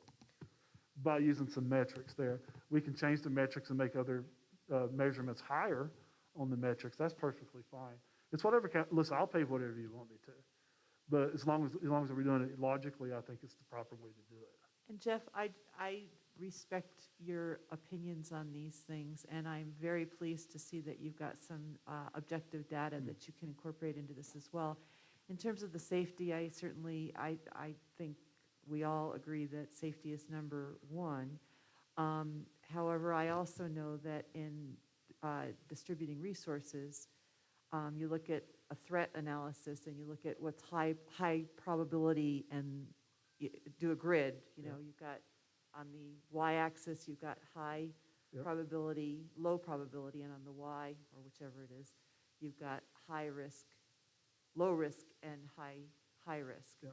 So that you can put the roads across that to incorporate that into your safety criteria, and that kind of helps because there is a balance there, and it's hard to distribute resources. There is, and I know exactly what you're talking about. I've used that many times over the years, but there's so many that need some attention. There really is. And like I say, that's why there's no hard and fast, we must do these 5 this year or that 5. It's subjective to whatever that you guys decide that you determine is need to be done. okay, Steve? Yeah, I'd just like to say this. I respect your opinion, Jeff, on the priorities. I actually drove Cedar Lane once last year. I drive for UPS for a month or two during their busy time. I'm getting ready to do it again. But I drove that road, and it's really one of the worst roads I've ever driven on in Manitou Springs. I was just shocked. However, Sure. nobody's going to drive that road unless they live up there. So the people that live up there, I think they're used to it, and they understand how to park their cars or, how to get in their driveways, that kind of thing. So I respect your judgment on where you're going to put the priorities for our town on where you're going to do the pavement. And also Minnehaha is a very steep road. And it's really probably not possible to make it really adequate because it's so steep. So there's problems with our roads and the way they're built. Yes. And that's just the way it is. Yes. And so I think you have to make your priorities. I think you're doing a good job. Thanks. I appreciate it. And I would say one of the reasons that I didn't incorporate Minnehaha right now is because I didn't want to spend all the money on that one section, Michigan, Duncan, Minnehaha, and all that. I wanted to spread it out a little bit because I get 50 phone calls a day, and rightfully so, from folks that want their road paved. I mean, I live in Manitou as well. I want my road paved, but I'm not going to do that. I want to make sure that everyone's, getting something for their area if possible, and not just put it in one area as well. But as far as being flexible and moving stuff, absolutely. There's like I say, there's nothing etched in stone here. What we do know is how much money we're getting from maintenance from PPRTA. What we do with that is your decision. And I'm just the conduit to make it happen. So whatever you decide, we'll do it. That's what it boils down to. Actually, Denise, I think Judith had her hand up first, and then we'll. Oh, then I'll we'll be go to- quick. First of all, I just think this technology is fascinating Yeah, it's pretty and cool.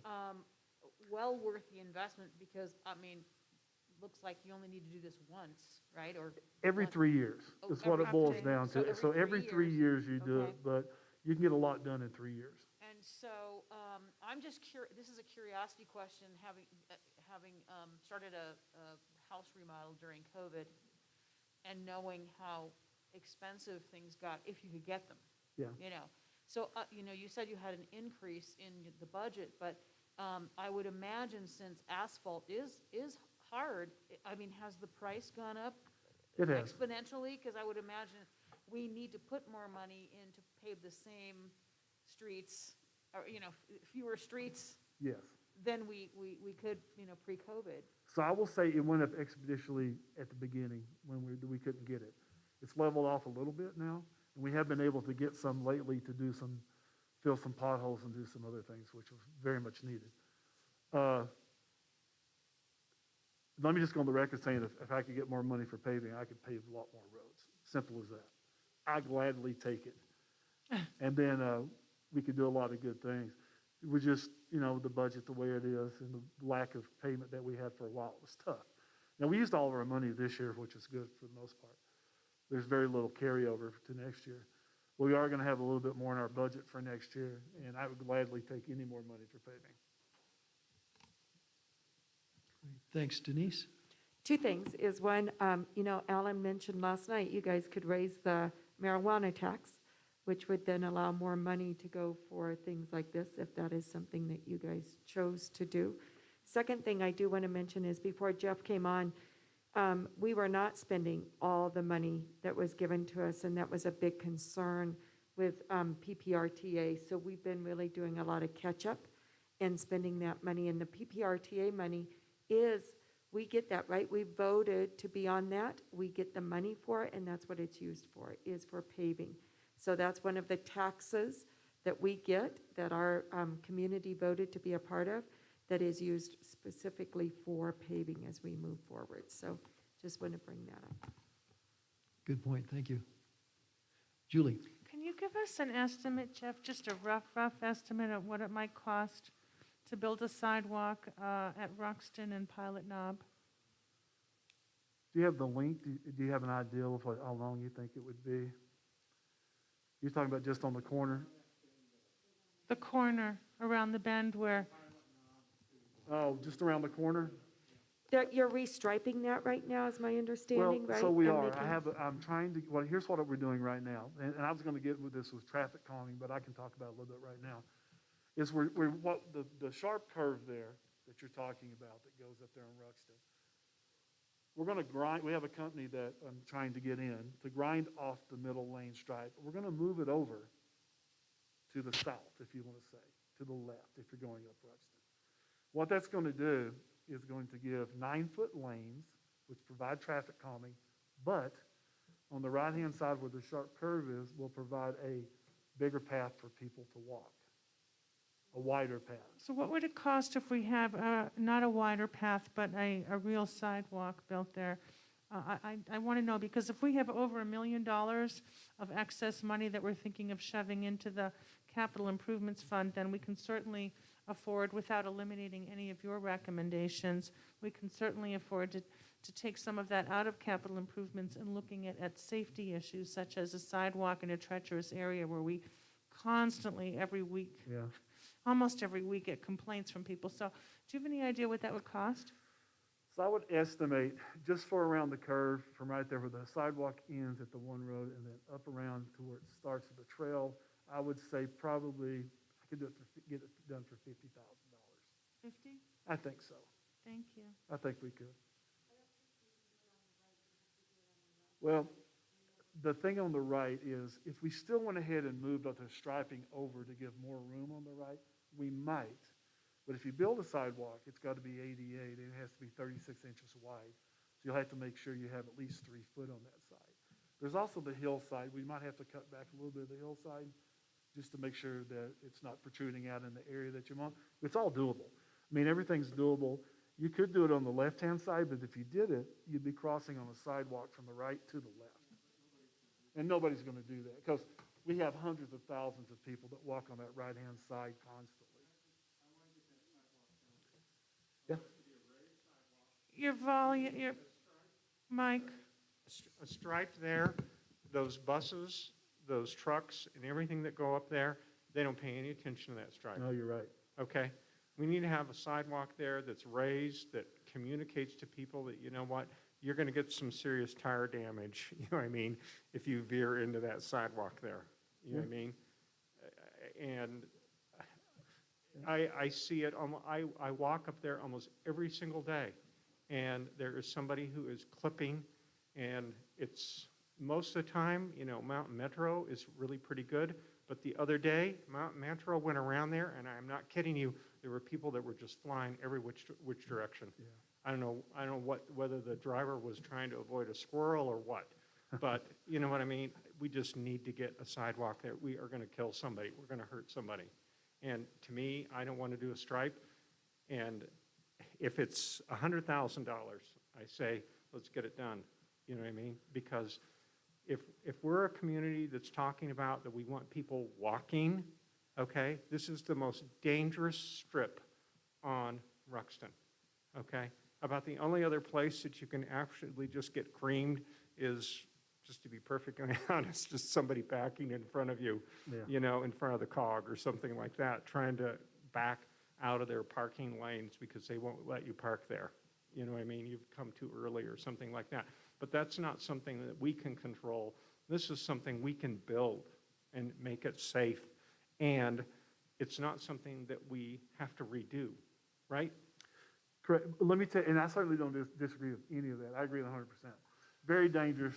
Like, even when I'm up there looking at it with the wheel, myself and Roy, we have to sometimes jump off the road because to keep from getting hit ourselves. Now, let me tell you what I think I can get done before the weather changes and what I think I can't. What I think I can get done, and I'm trying to get done, is change the striping just for now, if nothing else, and put some delineators up also around that so that at least gives some type of barrier. Well, the other thing I want to say is whoever the contractor we used to do the stuff down by the post office in the Cliff House, Yes, I thought was dynamite. they were good. They cleaned up every single day, Yeah. okay? They did things in little pieces that made sense. It wasn't just a total, you know, tear everything up and make a big giant mess and then, you know, every single day, you know, they completed something and cleaned up. I mean, that was an excellent, excellent contractor. I was very impressed with them. And so I don't care when we get that done per se, in terms of if we couldn't get it done this fall, but it seems like to me, this is something we need to get done, you know, before, you know, next June, something like that. I Agreed. think we ought to have a goal that just, let's get this thing done. Agreed. Thank I you. agree with that wholeheartedly. Thank And that was concrete experts, by the way, that did that. That was, they were really great. They We've were used really them great. twice so far, and they've been we've used them twice so far, and they've been excellent every time. Right. I was very impressed with them. But to speak back to what you were talking about, is that I think I can get the striping in now to provide some form of safety. The weather's changing quickly. We know it's probably freezing out there right now or close to it. Mhm. Tomorrow it definitely will be. I can get paint probably put down fairly quick, and we're going to have a couple days it'll be 50 and rising, which you need for paint. Concrete need a little bit warmer than that, obviously, for it to cure properly. So I would think the sod would probably come in early spring to get it done, but we could do the striping ahead of time now. Is that a waste of money? Not really, not when you consider the safety for everybody. And then we come back and we do the nice sidewalk, and it'll be great for many, many years. Okay, great. Council, do we have any other questions on the road conditions and paving plan for Jeff? Okay, if not, he's doing a doubleheader tonight, so. Doubleheader, bat and cleanup. Okay. We've got, so the next topic would be traffic calming plan and strategy. And again, Jeff, you've got the floor. All right, sir. I'm going to give you a little background, and I put together an informational paper that started out, as I mentioned earlier, I get many, many phone calls from many, many residents, as I should, that want to know what I can do to help their area that they live in, which is normal. Everyone wants that, right? So a lot of it is, we have a problem here with traffic. We have a problem here with speeding. And it's just the nature of the many visitors we have that come in here. It's the residents. It's everything. And everyone always asks immediately for speed bumps. And that's not necessarily the answer to traffic calming. And in the informational paper, and I hope you all had a chance to read it, is that there's some information in there that people don't like speed bumps and why. Sometimes they work, sometimes they don't. They are effective, but there's other means you could use for traffic calming. For example, Becker's Lane, we just finished down there. We narrowed the lanes. Very wide road, wasn't painted at all, had no striping on it whatsoever. So we narrowed the lanes down to 9 feet, which is perfectly legal to do, as long as it's not a major highway. And we also put the speed limit on the road. We painted new bars and put some new stop signs there. And from the feedback I've got from some of the residents there, that it has helped right away. There's other measures you can use. You could use flashing signs that has a speed limit posted on it, and then it tells you how fast you're going. If you go faster than that, it flashes at you. That's effective. There's roundabouts you can do. There's speed bumps you can do. There's other different things you can do. But what drove this mainly was the fact that, one of the most important things we have here is obviously our parking, and obviously our streets, and obviously the speeding that takes place on the roads. And I live up in Crystal Hills, and I see it all the time because those roads are 33 feet wide, at least, minimum. So people just fly down there. Another possibility, maybe do some lane narrowing up there. That would help out too. So the paper that I put together basically explains we can't do it for everybody. Well, maybe we can. The paper I put together, it states that the residents in a certain area need to get together and request it. Instead of just me taking a phone call, what are you going to do for the area? Some people want it, some people don't, whether it be speed bumps, flashing lights, roadway narrowing, whatever the case might be. So basically, there's a step-by-step procedure in here of how people can get together in their community, and we can provide the forms to them. We will generate the forms of what they need to do. But they need to get together with their community, I would say, in a 2-block area of their residence, and get everybody on board with what they want to do. Because there still might be 50% who want speed bumps, 50% who don't. Once they do that, it should come to a board.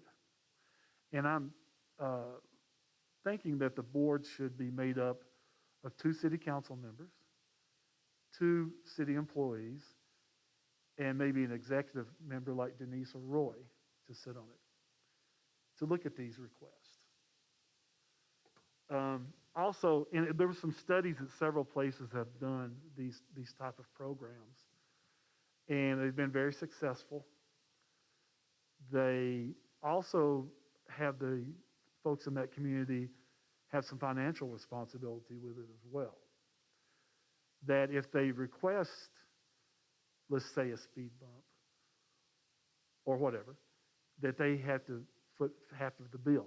Now, that doesn't mean that's not one, that would probably not go over well, but some places do that. And if they requested later, hey, we don't want it, we want you to remove it, they foot the whole bill for removing it. That's just a suggestion.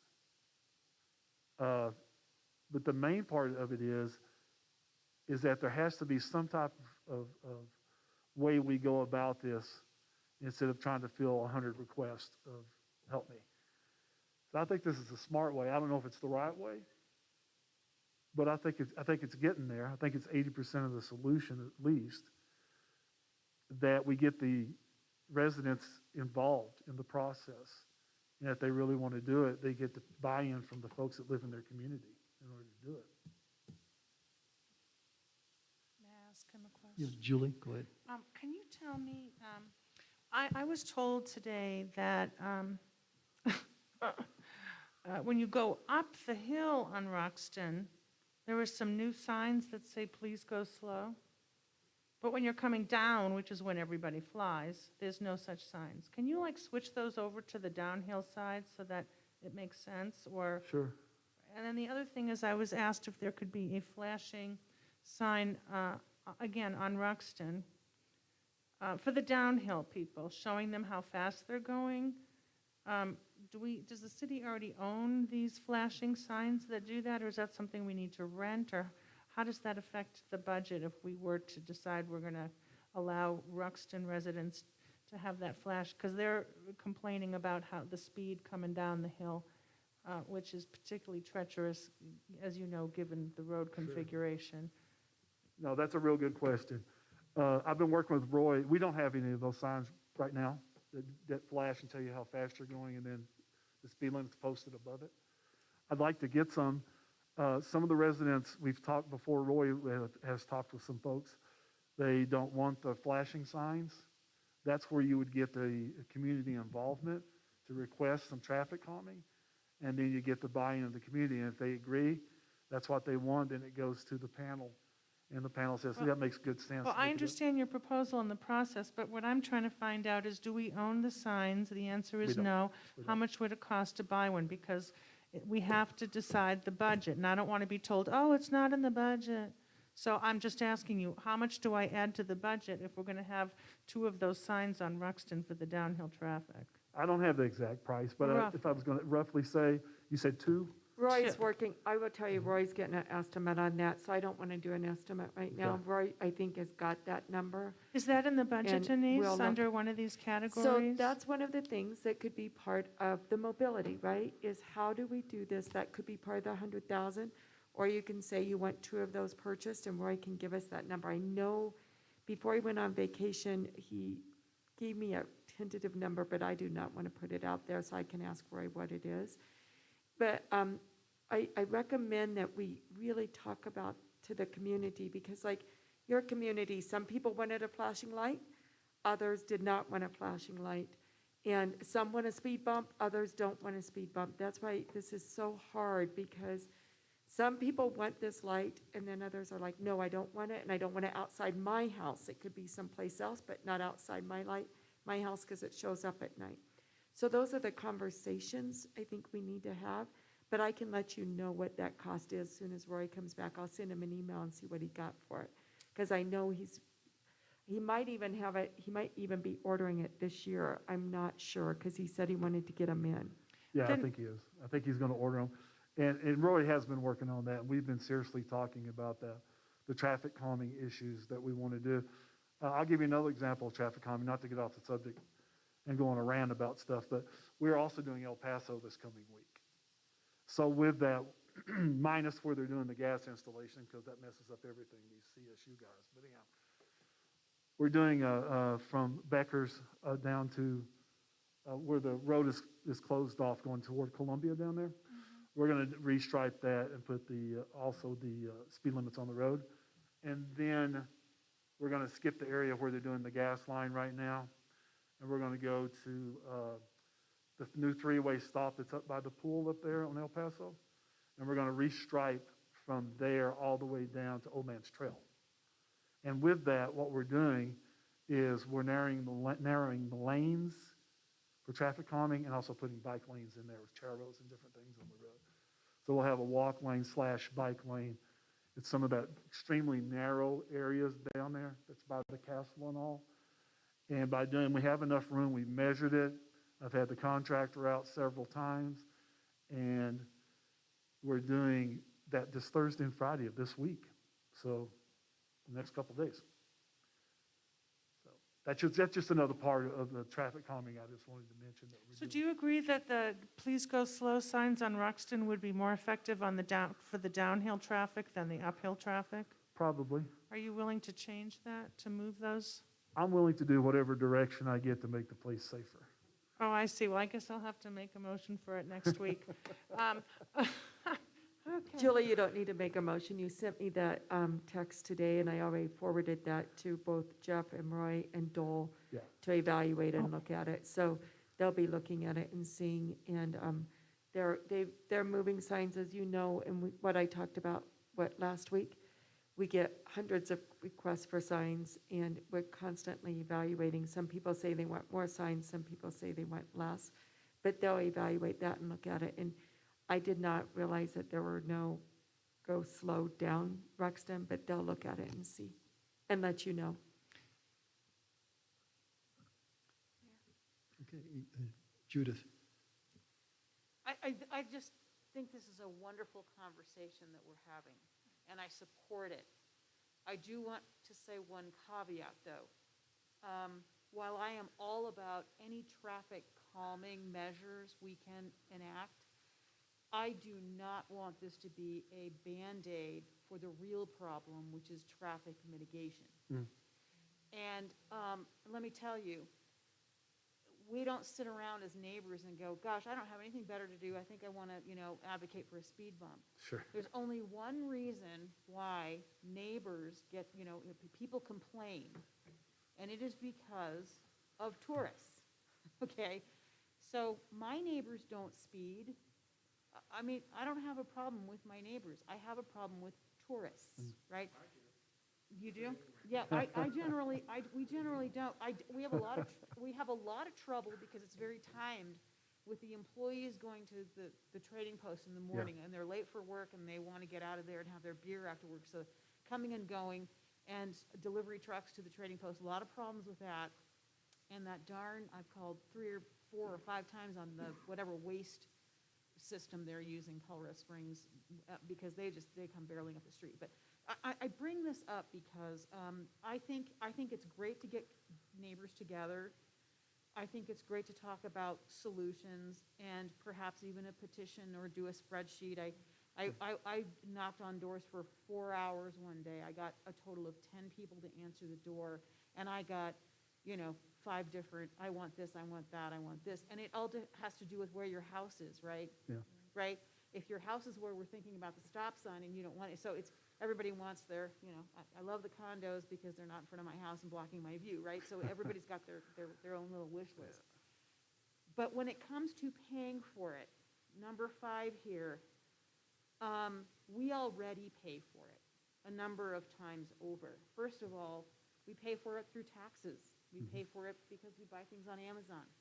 We pay for it because we have tourists. So that would be a hard no for me to then also come back to the community and say, well, primarily we're doing this because of people that don't live here, and we'd like you to pay half the cost.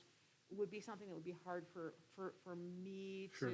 to sell. So I want to make that abundantly clear. I went into my own town on Sunday, Indigenous Peoples Celebration Day, and I didn't even want to be in my own town. I wanted to get the hell out of my town. I had family that I met there, and because the 36 shuttle isn't running, and they have small kids, they drove into town. 45 minutes, they looked for a parking space. The parking logic signs were down. I mean, they went from parking lot to parking lot, doing just exactly what we don't want them to do. And finally, we're texting each other, like, do we want to bail out of Manitou?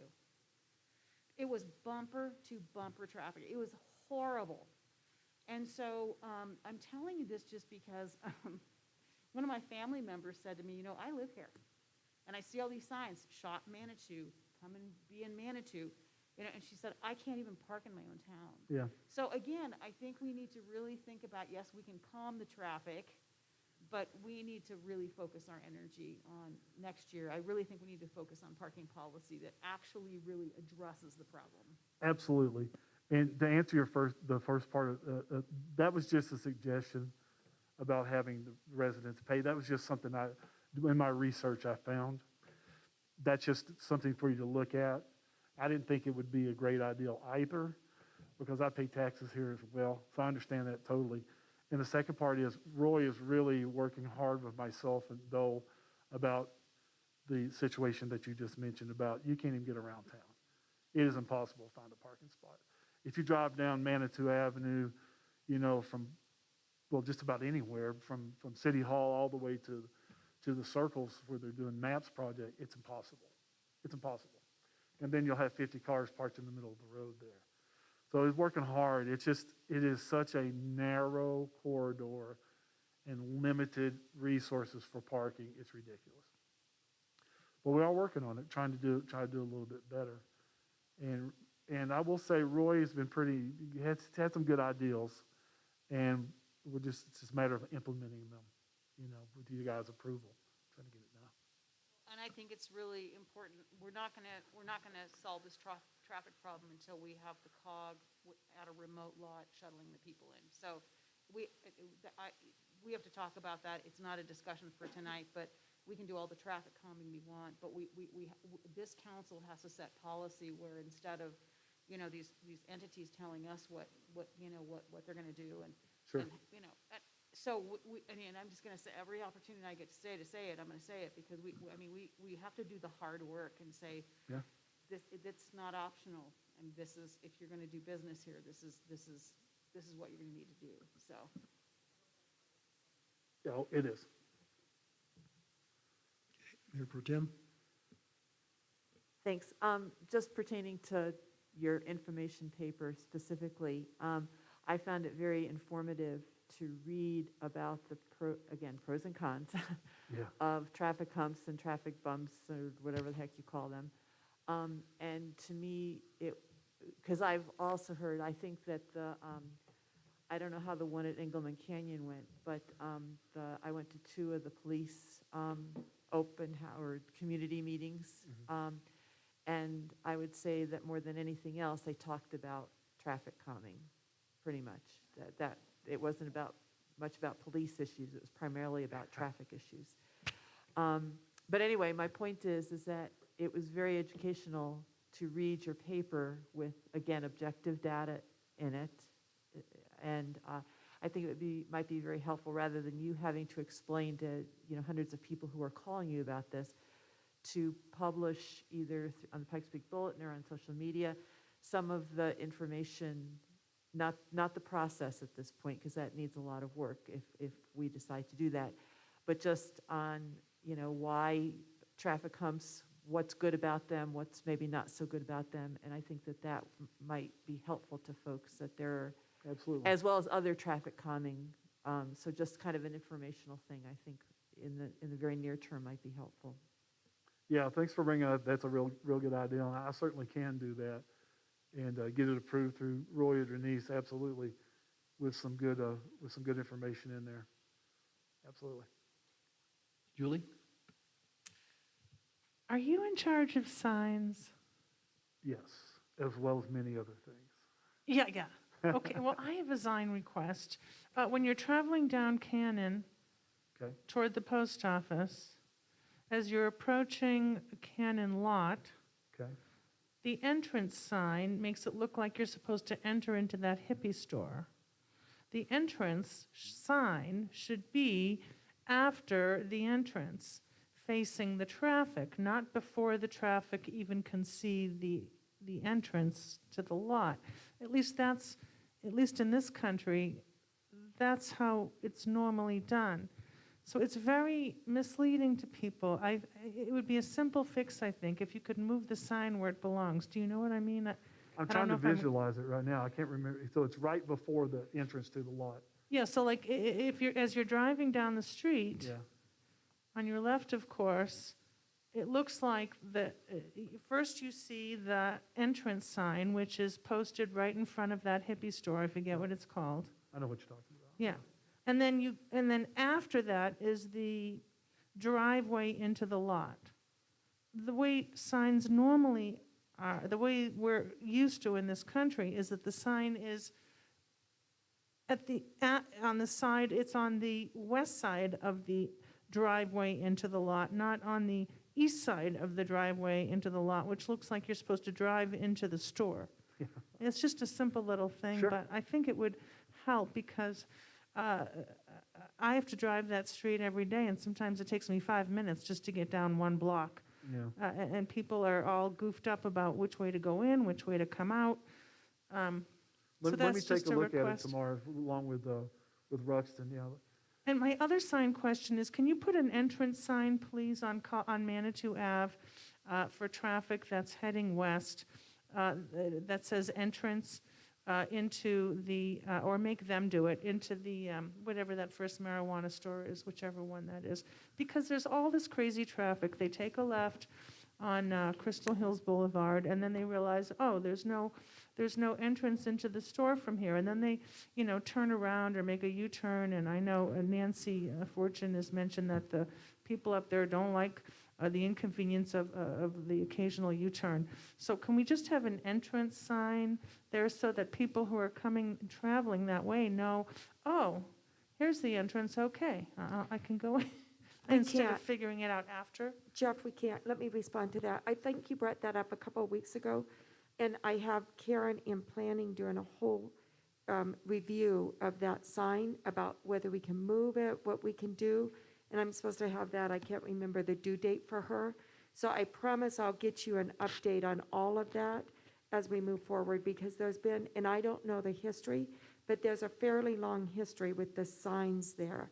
So let me just do the research, and then I promise I'll get you all Okay. the information with that. But you're talking about moving a sign. I don't think there is a sign to move. There's an Emerald Field sign, so we've had residents reach out to us asking us to move the Emerald Field sign.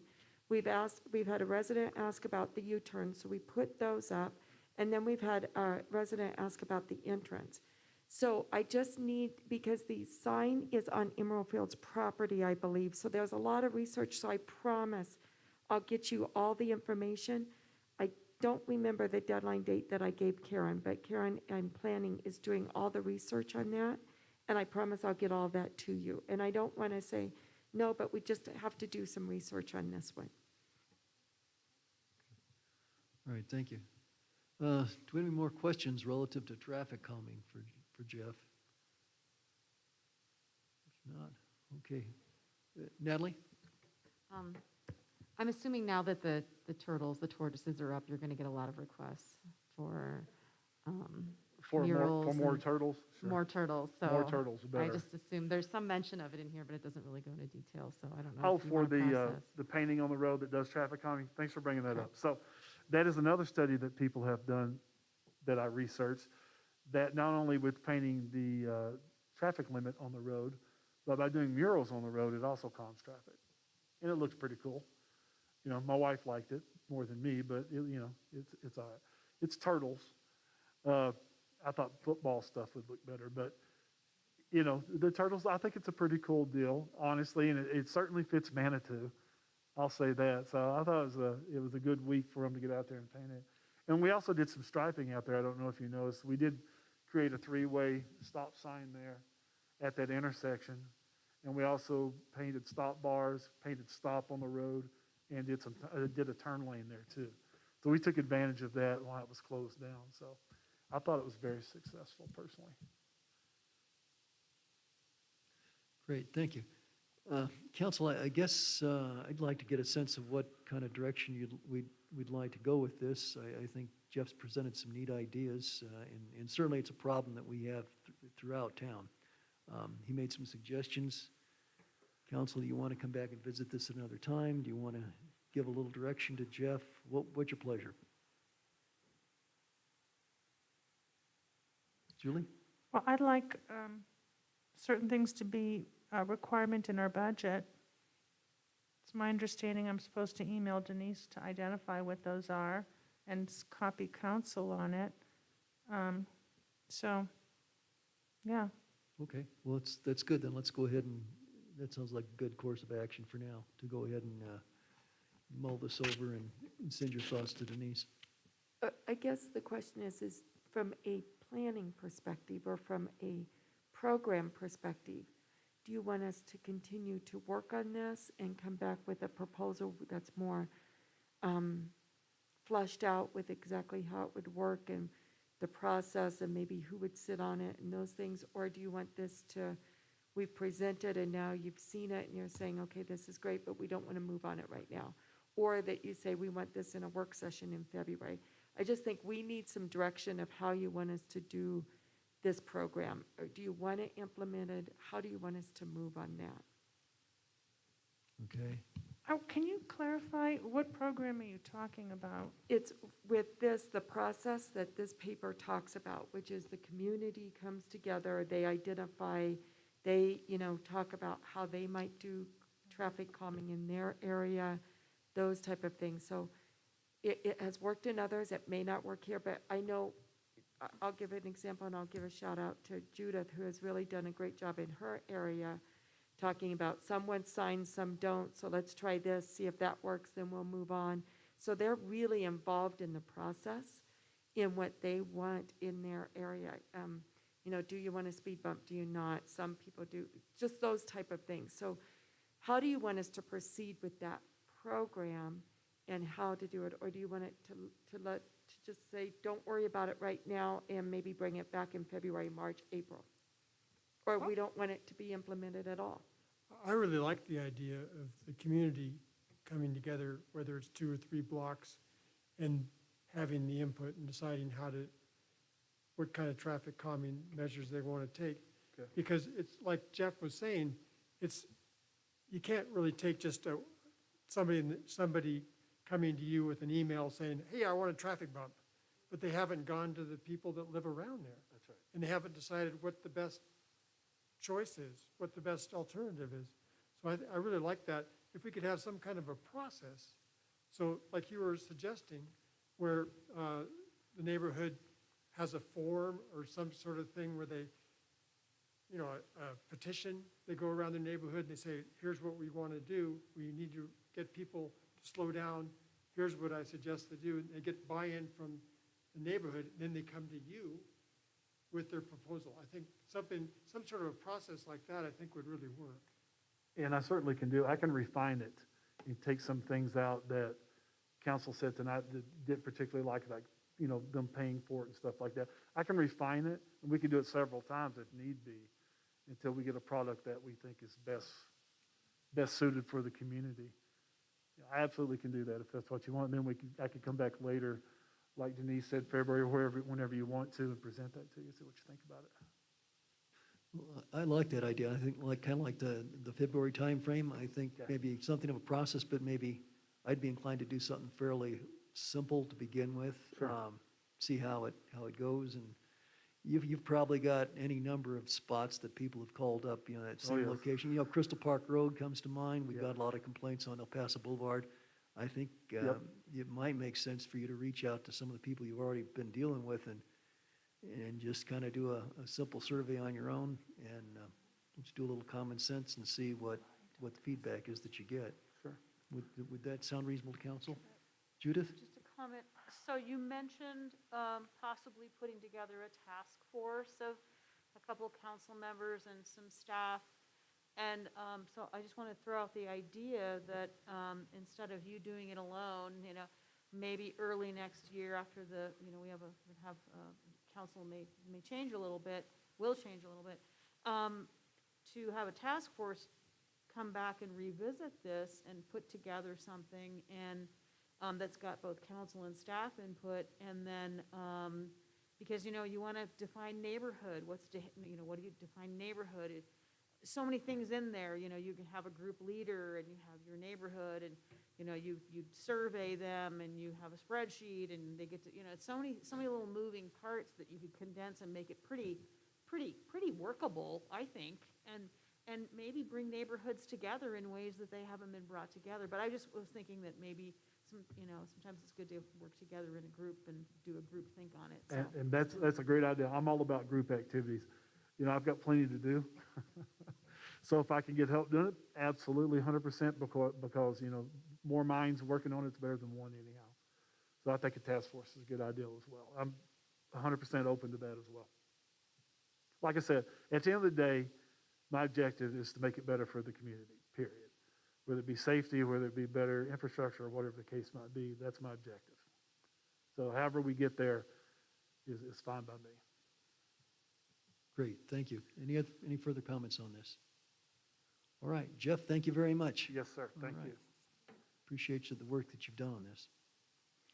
Okay, the last item for tonight is update and review of the city administrator evaluation process. And that's been handled by Natalie and John. So would one of you like to kind of go over this?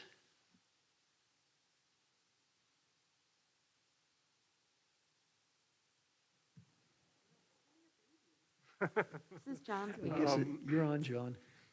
If you're following along in the PDF, it's,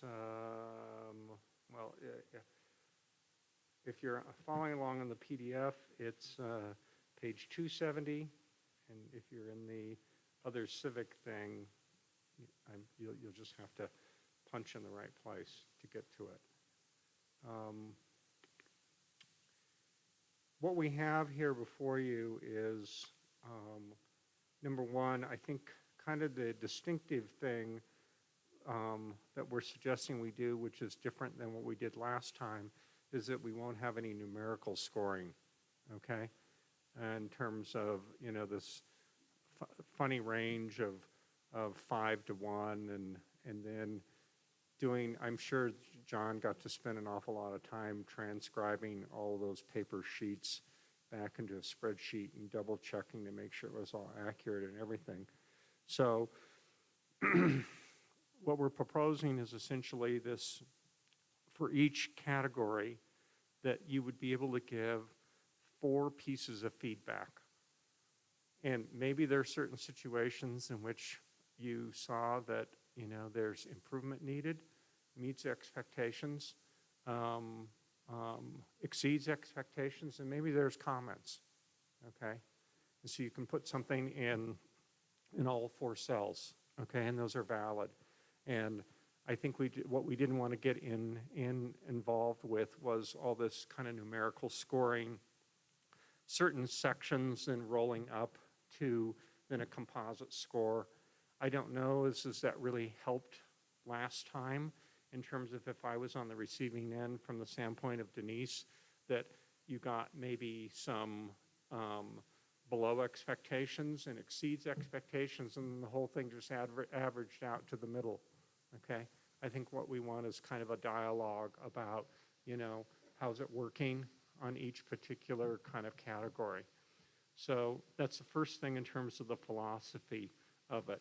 If you go to the next page there, I kind of give an example. I tried to have a little bit of fun with it and invented some questions in terms of mechanically how we're proposing this be done, that instead of a paper sheet be sent out, you'll all be sent a link to a spreadsheet, so you can just type your responses in there, okay? And then if you type a response in the needs improvement column, it turns blue, okay? So it sort of kind of sticks out kind of color-wise. So I'm on the example ratings and categories. So here's an example one with 3 metrics, like choice of a favorite color. She met expectations, and then the general comment was, why is this a question? Why are we doing this? Why does this make any sense? And I think there was some kind of, this might help us also sharpen up these questions and whatnot, that if a lot of people go, why are we having this question? Why is this even a metric? Why is this even important? Or is the question just not even phrased correctly, that we can kind of iterate over this process and improve on it? So the last one there was implementation of ... question mark. There's an example there where the example feedback was needed improvement, exceeds expectations. So you would be free to fill in all 4 or leave it blank, okay, as the case may be, all right?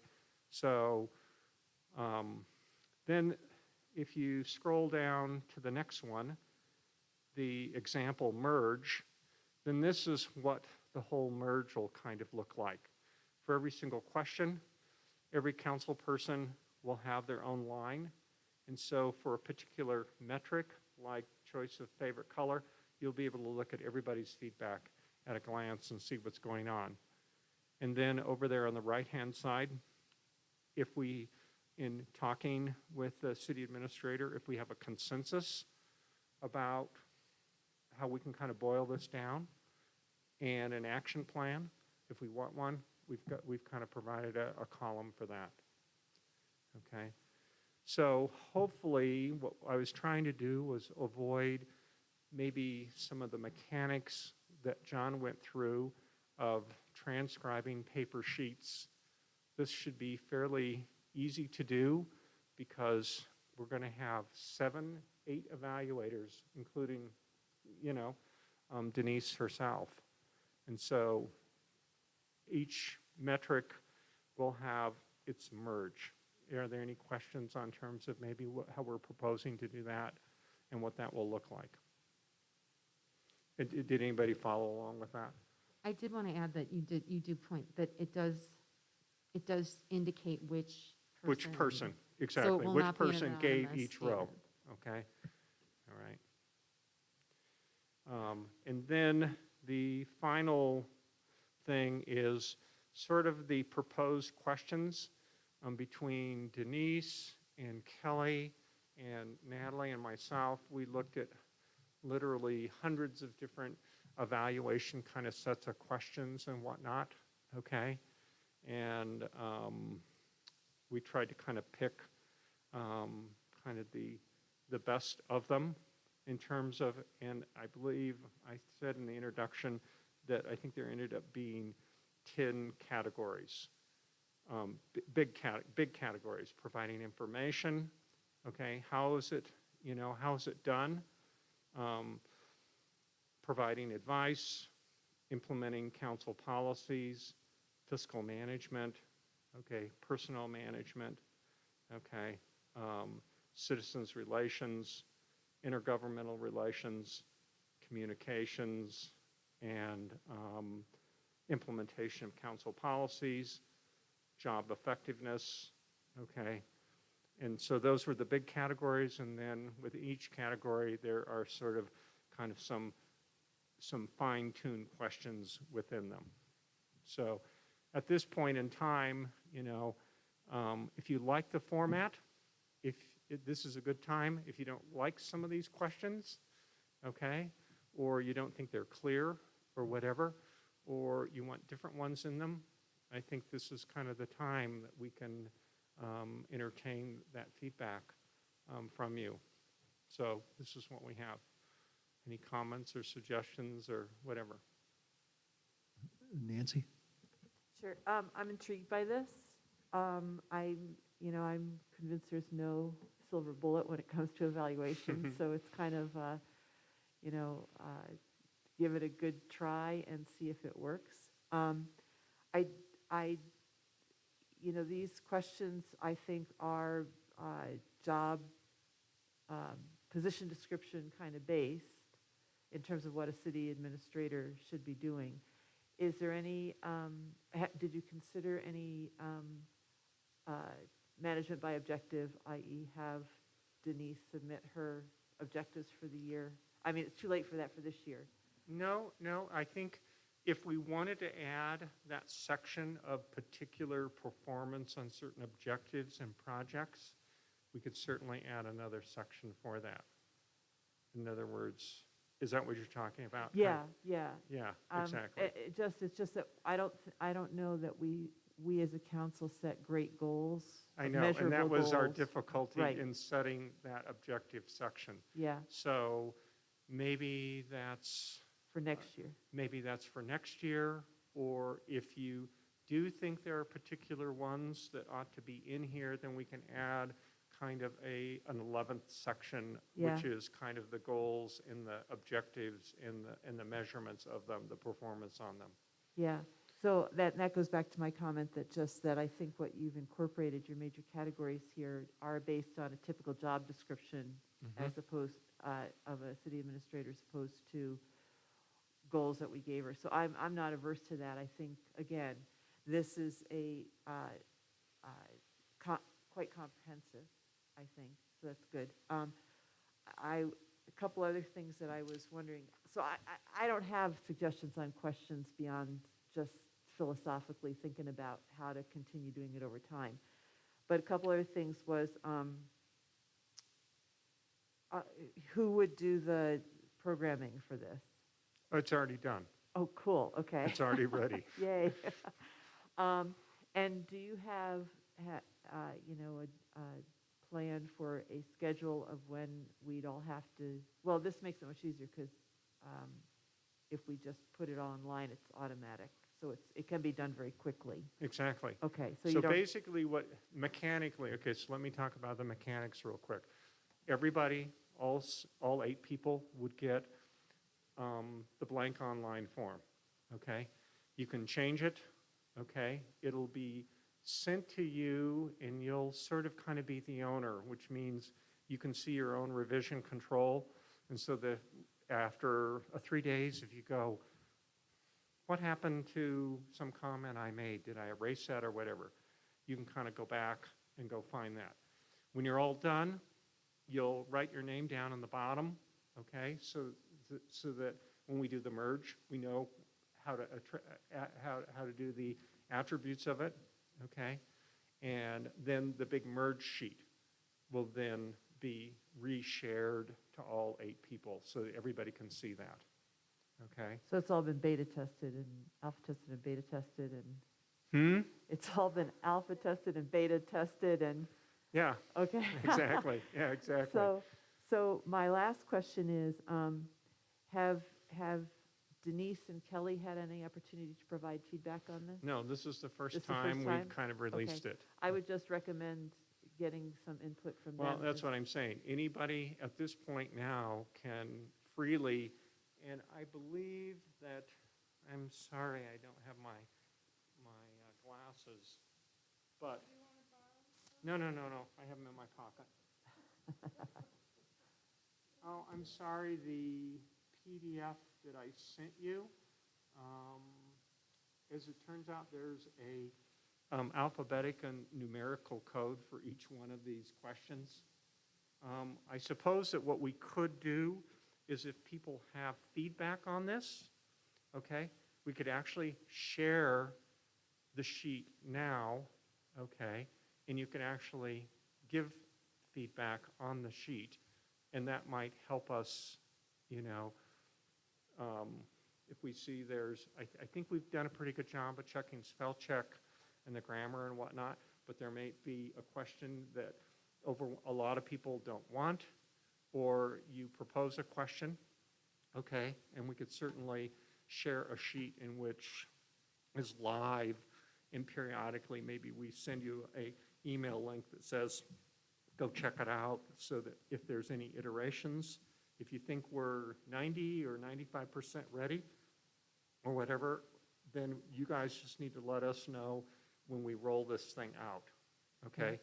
And what the timetable needs to be from maybe working from, the final evaluation back, so that people have an Exactly. adequate amount of time Yeah. to do it. But yes, it's already, this isn't a PDF, it's already a live thing. All I did is just take a snapshot of it for PDF purposes so that it could go in the packet. And my last question is, would you recommend, or what were your thoughts about Denise supplying council with a narrative or something of all her accomplishments, or, you know, just give her an opportunity to provide counsel in a written format. I found that to be very effective because it's a long year. You kind of forget Yeah. what yeah. happened in February and. Do So, you, and I I didn't guess know- what I'm asking mechanically, do you want her to provide that as a separate document, or do you want to integrate it in here? I would say separate document. I don't care, I just need to know your wish. Both. I don't think it can be integrated into the chart if she's going to No, write no, a no, no. four-paragraph What memo. we could do is, you know, at the bottom of her thing, okay, if she just wanted to, what also will happen in here is that when you go into any of these boxes, it will expand and become bigger as you type more and more, okay? I want you to think you're constrained to just a tiny little box. If you start typing in that box, it'll just keep opening up bigger and bigger and bigger. So what I wanted to ask is, do we want that feedback that you're suggesting integrated as a part of something that is her sheet that then gets sent back to everybody for the evaluation process? Or is it a separate document? I just need to know mechanically how you want it to happen, because if you want that, then I'll have to think about it for a day as to how we would do that. I don't think I have to think any longer than that. If it's a separate document, then she's pretty darn good about creating her own documents and sending them out. Yeah, I think I'd vote for making it just a separate document. I think that makes it simpler, that makes it easier. I will mention that tentatively, the upcoming agendas, we do have a discussion of, well, let's see, the annual performance evaluations for city administrator, finance director, city clerk, and police chief. The first go-around would be November the 16th, which is really just about a month away. And then there'd be a second one December 7th. So that breaks it up into two installments, one to sort of gather facts, talk about it, think about it, and then gives us a chance to mull things over until December the 7th. So in light of that, John, is that a reasonable timetable for you to do whatever you need to do? So I guess, so let's just talk about the mechanics in terms of the dates here. I think after you guys fill them all out, I'm kind of guessing we'll need like maybe, you know, a day or so to do the merge, okay? So can we work back from the day we want to do the evaluation, where it's all merged together? Shall we work back like that? Yeah, work So what backwards. would that day be that you're suggesting? Well, it's the 16th would be November 16th would be the meeting. So, Okay, so if we made this live the 1st of November, would that give people enough time? Can people feel like they could fill this out and have enough time to digest it in a week, or do we need 10 days? What do you need? Because I guess what I want to do is kind of write kind of a cover letter that says, hey, these are the rules, these are the deadlines, okay? Because on a certain day, you know, we're going to recapture each person's sheet, okay, and then merge it back. And I just need to know when the deadline's going to be, so I can go in and look at your sheet and see whether you've signed it and whether you're ready to go. And if you're not, pester you. You know what I mean? right. To so get it done. So you're thinking like November 1st, you'd be ready? Yeah, we're pretty much ready to roll right now. I think from the standpoint of security of this, because this is sort of kind of an executive session evaluation thing, I think I have everybody, we're going to use Google's security credentials. So I think everybody is all set up, maybe, but you, John, Okay. is maybe the only one I have to work with you. I think everybody else I've checked to see that you at least have something that when we send you the sheet, that I know that I'm sending it to a certain email and it's you that's opening it up, not just somebody randomly out there in the Okay. ether Yeah, I get doing it. the evaluation. So I think you're about the only one left, okay? So Okay. that's the only mechanical thing we have to do left, and maybe Denise, possibly, I'd have to check with her, Okay. okay? So do you want to roll this out the 1st of November, or what? Well, that sounds acceptable to me. Council, is that, anybody object to November the 1st? Is the idea that we would receive this November the 1st, even though we already have it, so we could start thinking No, you about it? cannot take it on here. No, I'm not talking about taking it, I I'm refuse to do a paper talking, form. I'm talking about thinking. So if anybody wanted to think about it more, they could certainly read the categories and start to think about it, but in terms of actually getting the fill-in-the-blank form, that would come to us November 1st, and then we would submit it, or the cover letter from John would say that your deadline is, say, 10 days from now, and then that would give him still 6 additional days between the deadline on the November So- 10th and the November 16th So the goal of meeting. the goal of the merge document will be November 16th. Is that the date we're agreeing on? Well, we want it Well, for the before meeting. then, for the but- packet. So we would, yeah, the packet then would actually be due on the 10th, noon on Wednesday, the 10th. is when Okay. we would Oh, need so the then we results. need to get it, if it has to be done that soon, then we needed to get it to John before the 10th, obviously. Right, so. Yeah, so maybe just 1 week, and we get it to him on the 7th of November, and then, John, that just gives you 72 hours to do the merge? Yeah, I think Is we that can good? do that. I think we can do You that. think you could do So that? so the packet, so do you want the whole thing to be printed out in the packet? Or could you function if everybody just got a link to the merge sheet? I think a link to the merge sheet would be okay, assuming it works, and I'm not. And I don't see any reason why Yeah, it wouldn't. I'm not doubting your skills, it's just that sometimes the Well, internet screws what I'm things saying up. is the link to the merge sheet, that's all we would be doing is printing it off in a PDF format. That's all I'm asking, Okay, that seems pretty, relatively low risk. okay? And So this would be executive session, right? that we'd it'd be doing? an executive session, right? So, Right. so in terms of even supplying, how does that work? Denise, would we normally supply your evaluation to Judy? What Yeah, happened she last doesn't year have is it was not that way, right? So you guys brought it, I think Yeah, the Judy's mayor, not you involved in this. you took everything, but if it goes into executive session, she'll see everything, because it goes into civic clerk. So what I recommend is that you do the PDF and you print it out and bring it in the executive session and then talk about it, so it's not uploaded in civic clerk. And then I'm not there while you talk about it. I can choose to be there, but I would choose not to be there. And then you give it to me 2 weeks later. That's how you Is did that it how you last want year. to do it this time? But that's your call, because you guys then Okay, discuss it and I say guess we yes. hadn't talked, I guess we hadn't talked about that part of the process. Okay. If we were going to follow that, that's fine too. Because then you guys have to discuss what, if you're gonna do any type of pay increase or not, or what, so all that you have to discuss. And then whenever you give it to my evaluation in December.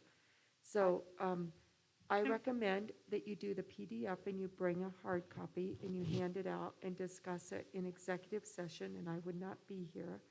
You guys vote on how you wanna do it, and then the next, in 2 weeks from then we have an executive session and we go through my evaluation together. You give it to me, I give feedback, and then you decide how to move forward. That's how we did it last year. Okay, so the goal is that we're going to have an executive session on the 16th. Is that correct? That's correct, yes. Okay, and so, all right. So Well, I have a then- question about that, John. Yeah, So Denise is to submit, like a paper like she did last year with her just regular paragraphs summarizing her accomplishments for the year from her perspective. I presume we would get that from her before we begin filling this out, correct or no? Because I thought the whole idea of that was to remind us about what she's done or hasn't done, and then we can evaluate ourselves if we think it was done well. But I think that reviewing that from Denise before we fill this in would make more sense than reviewing it after we fill it in. That was actually one of my two questions too, is because last year, we did get her narrative evaluation, self-evaluation with, with after we had already completed our evaluation. And I would like to see that ahead of time. I think it would be helpful. Well, that's you guys' shots to call on So- that, since I'm not, Yeah. since we're not, I'm not, Natalie and I aren't producing that document, okay? So you can I'm set just your own from a policy on board, that. And then I have another, just one more. So when you say self-evaluation, you mean just my narrative, not the evaluation, not this one, because I would do that at the Well, you're same going to time do it yours. simultaneously Right. with us. But the narrative overall. Yeah, so Denise, if you could give us the narrative before November 1st, that way we can take into consideration your comments as we fill in the chart. I think that would be helpful. Yeah, I think that makes sense, yeah. Okay. Okay, so I guess, Denise, if we could get your narrative by, say the end of the month, end of October, so we would have it. John and Natalie, you'd have the form available November the 1st. First, And then we would need to get it done by, say, November the 7th. Council would submit it to you. That gives you a couple days to massage it and create a PDF. so November 1st, and then your deadline to have it done would be, let's say, Tuesday on the 9th. So how Well- about if I get the narrative to you on the 1st, because that's when you're starting it, so I'll get, that gives me another weekend to work on it. So what if November 1st, I get you the narrative? Well, John, if the 10th is your deadline to merge, you don't want it to get us, don't you want to get this from us Well, I before don't- the it's- 10th? Now that we don't have to worry about getting anything in the packet, the deadline isn't the 10th anymore. He just needs to have it ready on the 16th. I just need to have it ready on the I 16th, see. is what I'm saying.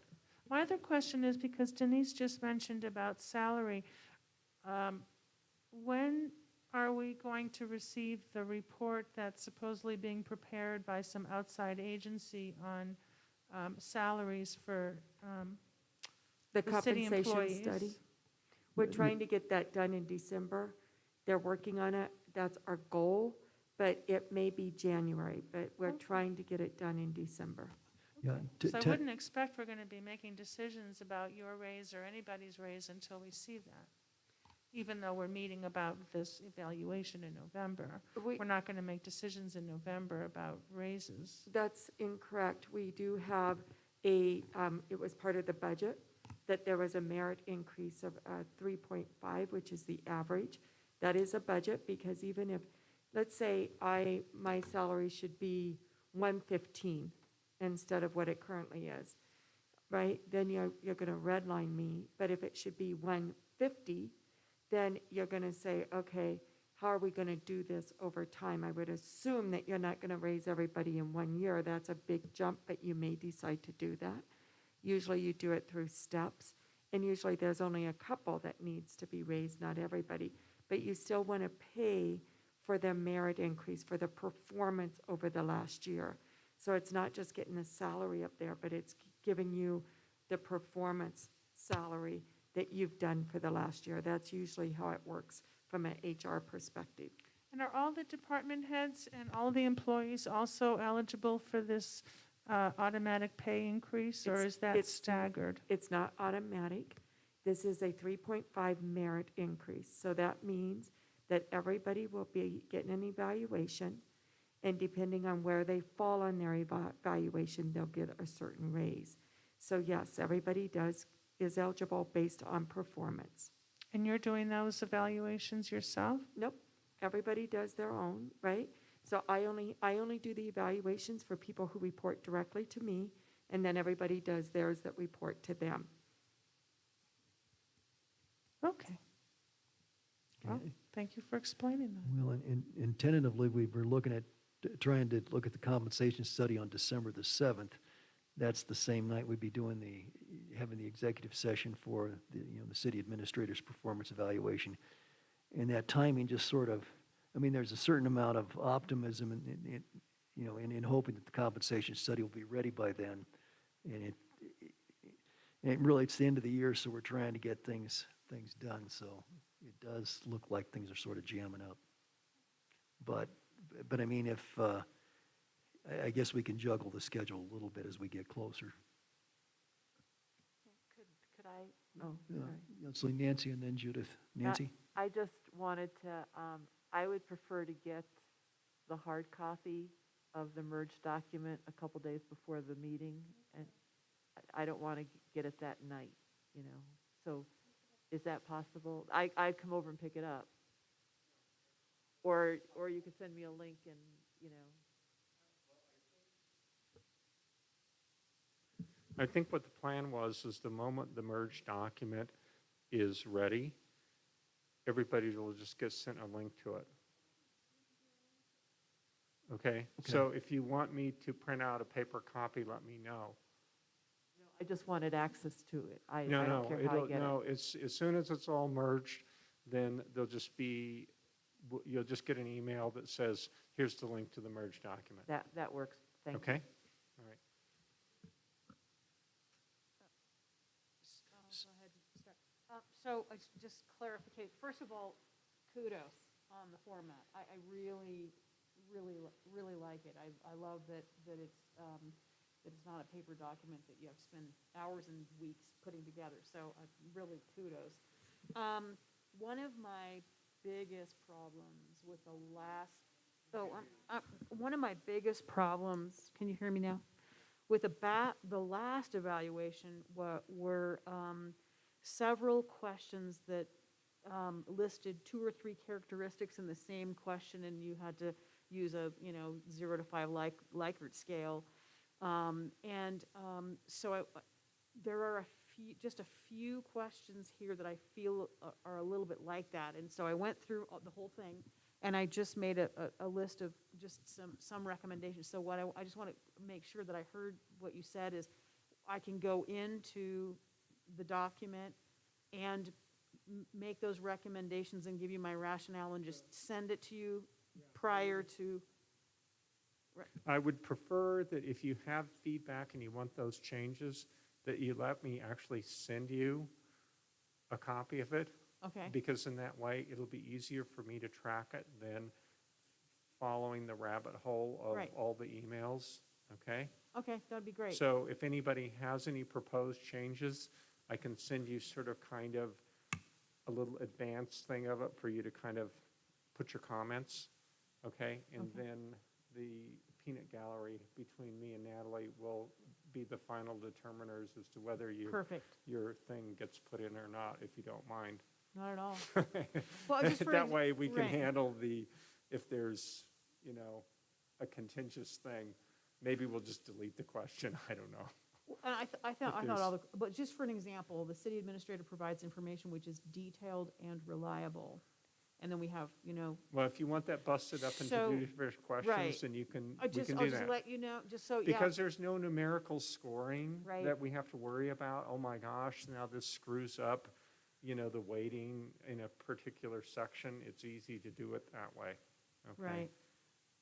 Right. So just, like for a question like that, I might say, oh my goodness, it exceeds expectations on the detail, but I'd like, maybe needs improvement on the reliability. So it was just an example. So I guess what I'm going to suggest is So- if you have any suggestions to the changes of the question, would you just shoot me an email? Got And it. I will send you sort of kind of the prototype sheet.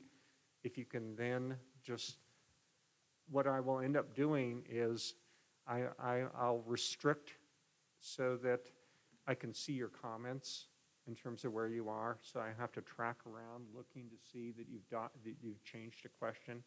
I'll make you rewrite the question over to the right-hand side so I can see what you want. Otherwise, I don't want to have to kind of chase my tail around figuring out what you've changed in the document. Perfect. So if you have any suggestions, shoot me an email and I'll send you the instrument I think that's what Judy called it the other day when she sent me the email. I'll send you the instrument and you can send us feedback on it. Perfect, thank you. Good. And John, one question. In the introduction that you provided here, the example, I see cases where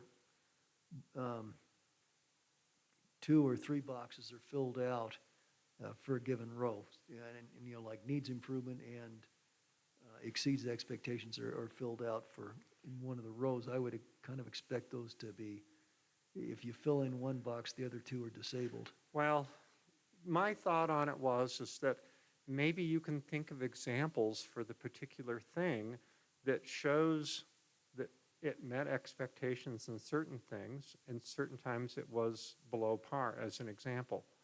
So I guess I was trying to, the more I worked with it and played around with it, and Natalie and I talked about this, that we thought, instead of some of the things that we looked at went, oh, well, you know what, if you don't answer anything, it just defaults as meet expectations. And then the more we played around with it, it was sort of like, well, maybe it's all of these, and this is a discussion thing as opposed to a scoring exercise. That was where we went philosophically on it, was instead of a scoring thing where you get one or 5 or 3 for the whole category. If you've got comments all the way across the board, hopefully that's something that when you're being evaluated, you go, oh, hey, I'm glad I was noticed that I exceeded expectations on this, but maybe I can improve over here, but it's the same category. Okay, so by design, these are not mutually Yes, exclusive? exactly. Okay, Yes, all right. and so in the example, that's why I kind of filled out Okay. Well, some no, of those all the way across. And that's where we have to clarify in the comments so that you know that we didn't just make a mistake. No, hopefully you're we put in giving, a like if- hopefully when you fill out needs improvement, you're giving something specific. Think of it from the So you have to standpoint fill of the out the person who's comment. being evaluated. Give some specific examples of what you want, and give specific examples of what you really liked, okay? And if you have specific examples of what met expectations, fill that in. So we were trying to make this more narrative as opposed to a scoring exercise of just checking the boxes, coloring in the bubbles, you know what I mean, and coming up with all these numerical scores. We were trying to make it more of a narrative, evaluation, a dialogue. Okay, no, I see, and I think that's helpful to have that background because, Right. this is by design, and the intent is to encourage dialogue and deep thinking, I think. Well, and to recognize what was done really well, okay? To recognize what meets expectations, and to also work on things that need improvement, as Okay. opposed to coming up with just a score of 3.5 for a section. And I mean, I was just thinking back of all the evaluations that have been done on me, and what do I do with a 3.1? You know what I mean? Gotcha. How do I know how to get to, how do I get to a 4 or a 5? See what I mean? Yeah, got If it. that's all I got was a numerical score. Okay. Okay. Got it, yeah. I think another piece that's useful in this is that you can additionally add anything council can do to help, right? So that if you are like, I don't know, Denise is so detail-oriented, she's boring. And then you'd say, oh, we should be more specific about what we want so we're not getting too much information. Like, we can help her meet the items too, and there's opportunities for that. Okay, good, that's helpful. Are we on the right track or not? Council, are we on the I right just want track? to know whether we have to punt and go back or whether we're on the right track. Do you like I it? like it. I Okay. think there's Good. consensus. Okay, Sounds good, push forward. all right. Okay. All right, well then, just shoot me an email. If you only have feedback on one particular question, then just let me know what that is. If you're going to hit it with, a shotgun, I probably just need you to send you the spreadsheet so that you can riddle it with bullets. Okay, thank you. Okay, great, thank you. Okay, I think we are to the point where we receive or act on council correspondence. Anybody want to start off? Okay, Yun. I've been hearing a lot about scooters. Scooters. And I know at one point, I think we've got one license left. So, no, they're all gone?